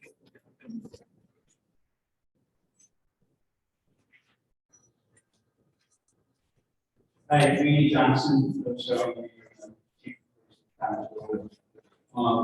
So I had this year during the budget process, I approached this subboard up to get health insurance for retirees. They thought it should be brought up for the voters. Law enforcement is currently experiencing one of the most challenging periods in the history of our profession. Police departments across the U.S., including Vermont, and here we go, trying to improve new officers and taking officers to task, has become more difficult over the past couple of years for the industry. Because of this, police departments are increasing pay, offering better benefit packages, and different types of incentives, not only to recruit new officers, but retain the ones they have, but also to entice officers that already are certified to meet the current agency for a new one. Yes, this is happening here in Dover. With that, we're trying to stay competitive, being comparative, and try to maintain the high level of policing professionalism that Dover has a custom. If Dover was to offer a health plan for retirees, it will help with that recruitment and most importantly, retention and reward long-term commitment. By encouraging our most senior and long-term tenured employees to retire a couple of years early than they would have if they had to wait for that care to take in. The town will be trading a couple of years paying our highest paid employees with much lower, new higher wages of their replacement. This could be as much as several thousand $1,000 a year. Currently, it's about $31,000.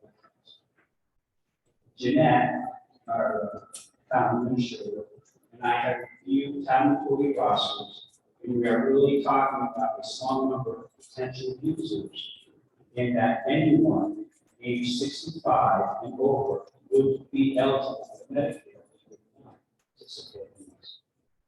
We would probably not have more than 5 people at a time taking advantage. If the town was to offer 80% on a 2-person plan, most generous, it would be about $12,000 per retiree. So at 5 people per year, we're looking at a projected cost of around $60,000 per year. So offering this type of incentive is a low-cost, high-reward situation. There are local departments here in Southern Vermont and around Dover that already offer health insurance for retirees, or will be looking to offer that type of benefit. The benefit varies from town to town. With all that being said, I'm asking the voters to consider this benefit for retirees that have made it their career to stay with the town. Thank you for your attention. Answer any questions. So as I stated earlier, we're not voting on this. This is not really for this year. It's the request to ask for things to all. So is there any comments or any questions from Sarah? I just wanted to make clear that this proposal came from the chief of police, but it applied to all kinds of things. This is not just for the police department. Are there any other thoughts, comments, questions? Just wondering, what is considered retirement after how many years? So this would be basically discussed with the select board as a town, pushing go forward. In general, what I have found, and what I think it would go with is what our this retirement system is that where your retirement date you're in, it kind of goes with that. In short, it's a lot of it is like 20 consecutive years, so it's not like 5 years, then you come back and work 15 consecutive years. So it's basically based on 20 years of experience, consecutive, you can be at the age of 55 or 55 at the end of the Vermont early times. And various, I've done research with surrounding towns, like I said, a lot of the benefits, it varies depending on town, but it's pretty much 20, 50 or 55. Just to follow up, so if I understand correctly, say someone starts working for the town, comes out of college or high school, age 20 or 25, they're working for the town, be 40 or 45.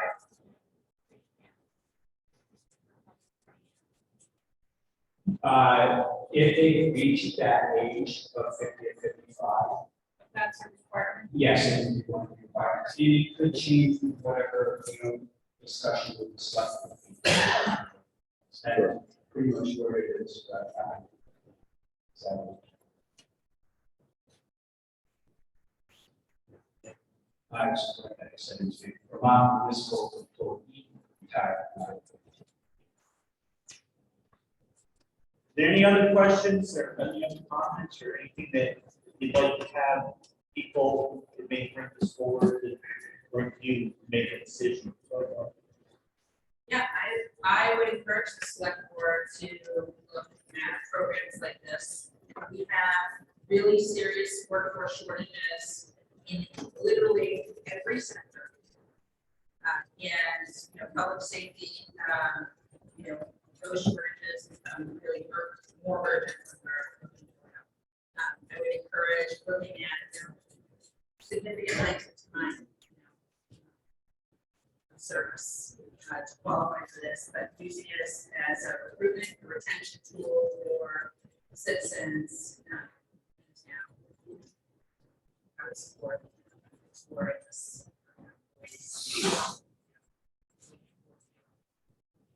Thank you. Is there any other comments? Is there everybody in your vote? Yes, sir. Is there any other comments on this? Or shall we move on? Russell. Russell Shippey, lived here all my life, and I have some knowledge of what the workers, police, town highway department goes through to make our lives what we have, and I got plenty of plans for this. I have no trouble at all with this.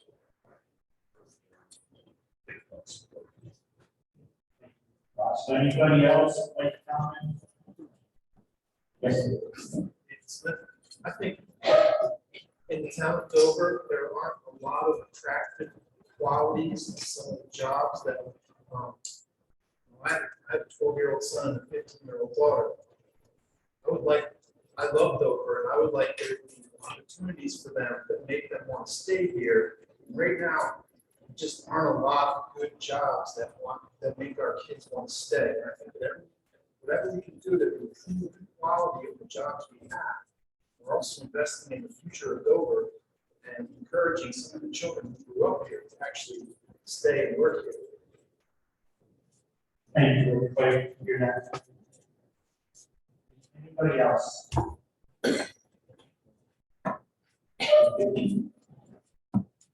So what I'm hearing is we should flush some of this out, get some ideas picked out, and bring it back to the voters in another day. And from the feedback I'm hearing, as the current chair of the select board, that's what I'm hearing. And so.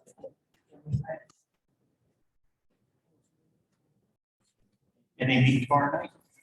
To reorganize.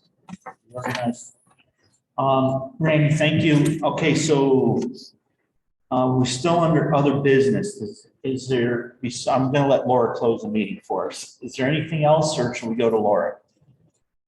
Yes, Jerry.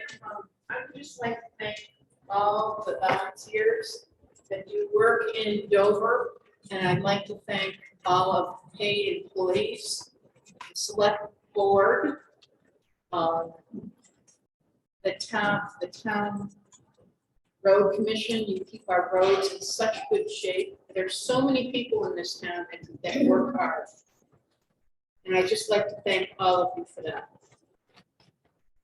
Thank you, Jerry. And a big thank you to all the town employees, volunteers, and people that make our lives better, even those that are in organizations like the library and churches and Mount Snow. It's all a really great community to live in. So I agree with you, David. There's not a lot to attract you for jobs, but it is a great place to live, isn't it? Yes. Okay, if there's nothing else, we're going to let Laura speak, and then afterwards, John Gumanak's going to lead us to food. So we're going to suspend the rules, and I'm going to just give the mic to Laura, and Laura will speak, and you can ask her questions direct because it's not an article or warning, and then we'll close the meeting afterwards. Yeah. Okay, I was told to start bringing food out. We have some hungry select board members.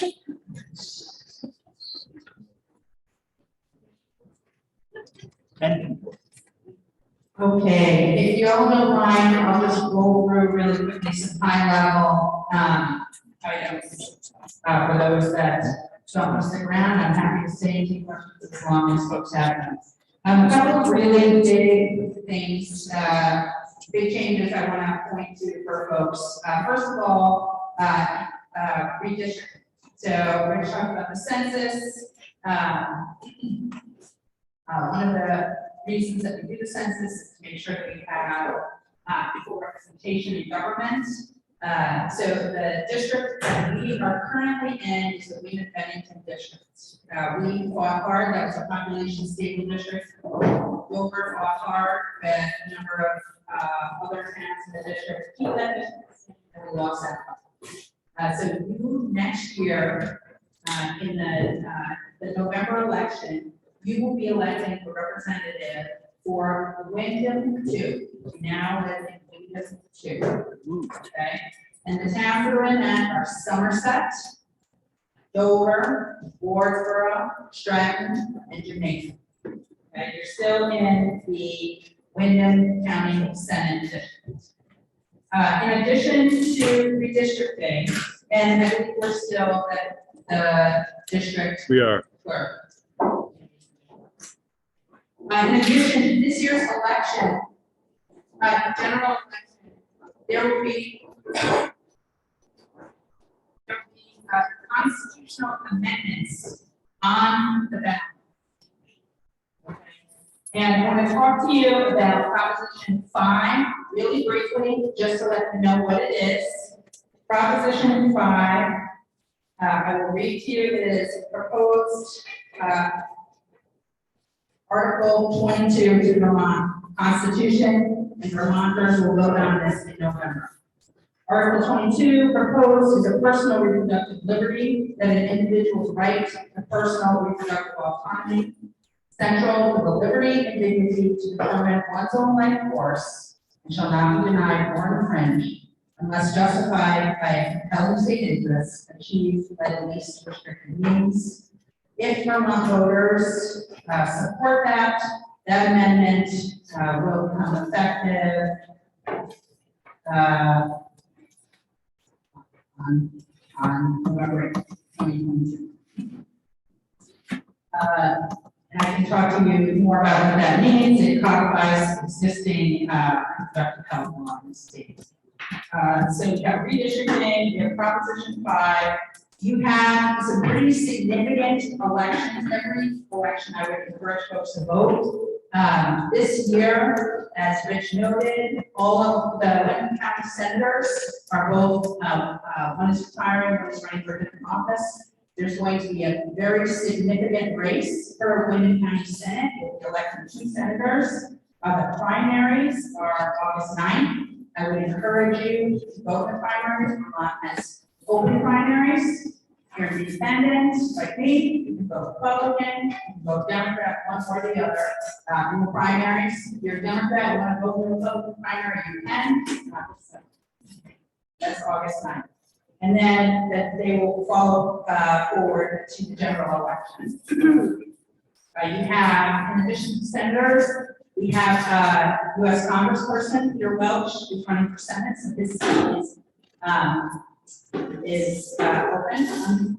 There'll be a number of candidates. Senator Leahy is retiring. Senator Welch is, Congressman Welch is running for that seat, as are a number of other individuals. So, and again, all of your House, Senate, and Governor, Lieutenant Governor seats are reelected every 2 years. So you'll be electing everyone, but there are some pretty significant retirements. Rich talked a little bit about waste. I really want to thank Vicki and Rich for years and years and years commitment to this. Happy to talk in depth about what it means, but it is impossible for us to both have enough resources for our students and have equitable tax reform, property tax relief, without this waste being corrected. And Dover has been advocating for this for 2 decades. One other big thing that I want to talk about that I worked on this year is a municipal energy resilience initiative. It's a $45 million fund looking specifically to municipalities for not schools, for municipalities to assess their buildings, to assess their resilience. Do you have space for solar? We certainly have done that. Are there suitable places for EV chargers, battery storage, et cetera? And then really specifically, and with a lot of opportunity, is there a way to get more fuel efficiency in your buildings in order to reduce emissions? We know, and fossil fuel usage. And so those grants are up to $500,000. And I hope that Dover will be able to participate in that. I think it's really important. There's also a pretty significant tax relief bill that was passed. There's a new tax credit, child tax credit. There's an expansion of the existing childhood dependent care tax credit. There is Vermont student loan interest deduction, which I can talk with you about. Expanding income thresholds for social security exemptions. And also a new $10,000 retirement income exemption for civil service retirement system and military retirees. Which is military retirees is a piece that I worked on probably for a number of years. So I would also say in the House, I have served as the vice chair of the Energy and Technology Committee. I'm also the co-chair for the Rural Caucus, which has on our wheels really hard trying to get some Act 250 changes. We did get some very small changes this year on logging. I'm also the co-chair of the Vermont National Guard and Veterans Affairs Office. And I've served 4 terms for those of you that don't know, and I am intending to run.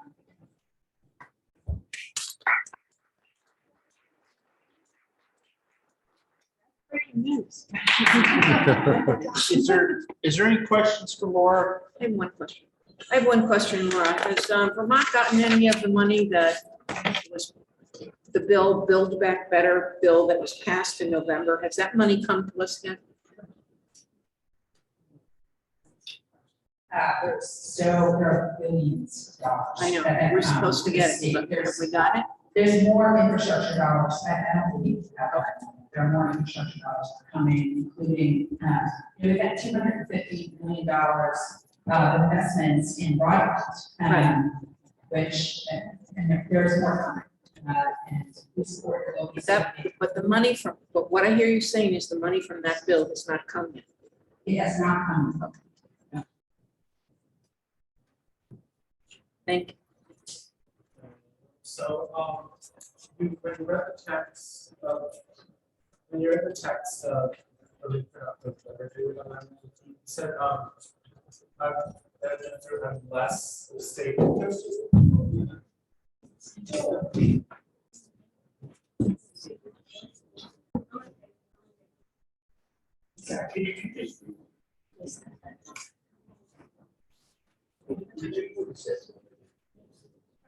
So on Proposition 5, you said something around of less state interest or something.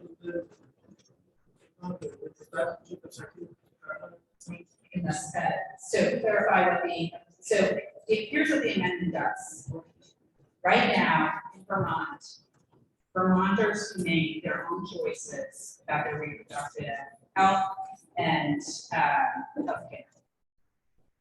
They cannot, there are a number of federal laws limiting abortion access, which is primarily what this is about. And those are in place in Vermont as well. In Vermont, you can access abortion services up to 21 weeks.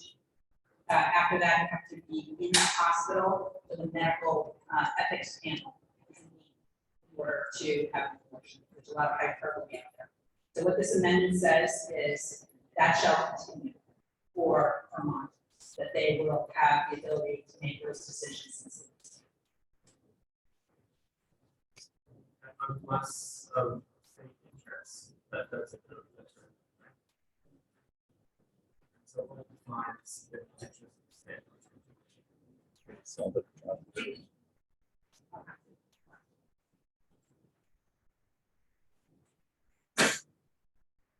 Any other questions for? I would also, anyone who does not receive, I do try to update folks pretty regularly and have a website, which is my name, lauracivilianet.com. You can sign up there automatically. I get an email when I post updates. I'm also happy to add you to my news server. Sometimes that bounces. And I'll stick around for those questions.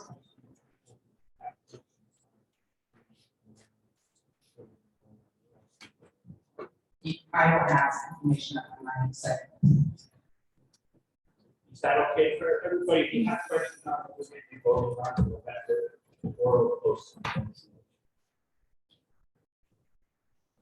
Okay, so I think it's now 12:30, which I think we had a really, really good meeting. I appreciate everybody coming out to vote. You gotta get your arms exercised a little bit more for next year, so we'll practice for next year. I need somebody to raise their hand and make that all important motion that we make at the end of the meeting that lets us eat. Martin.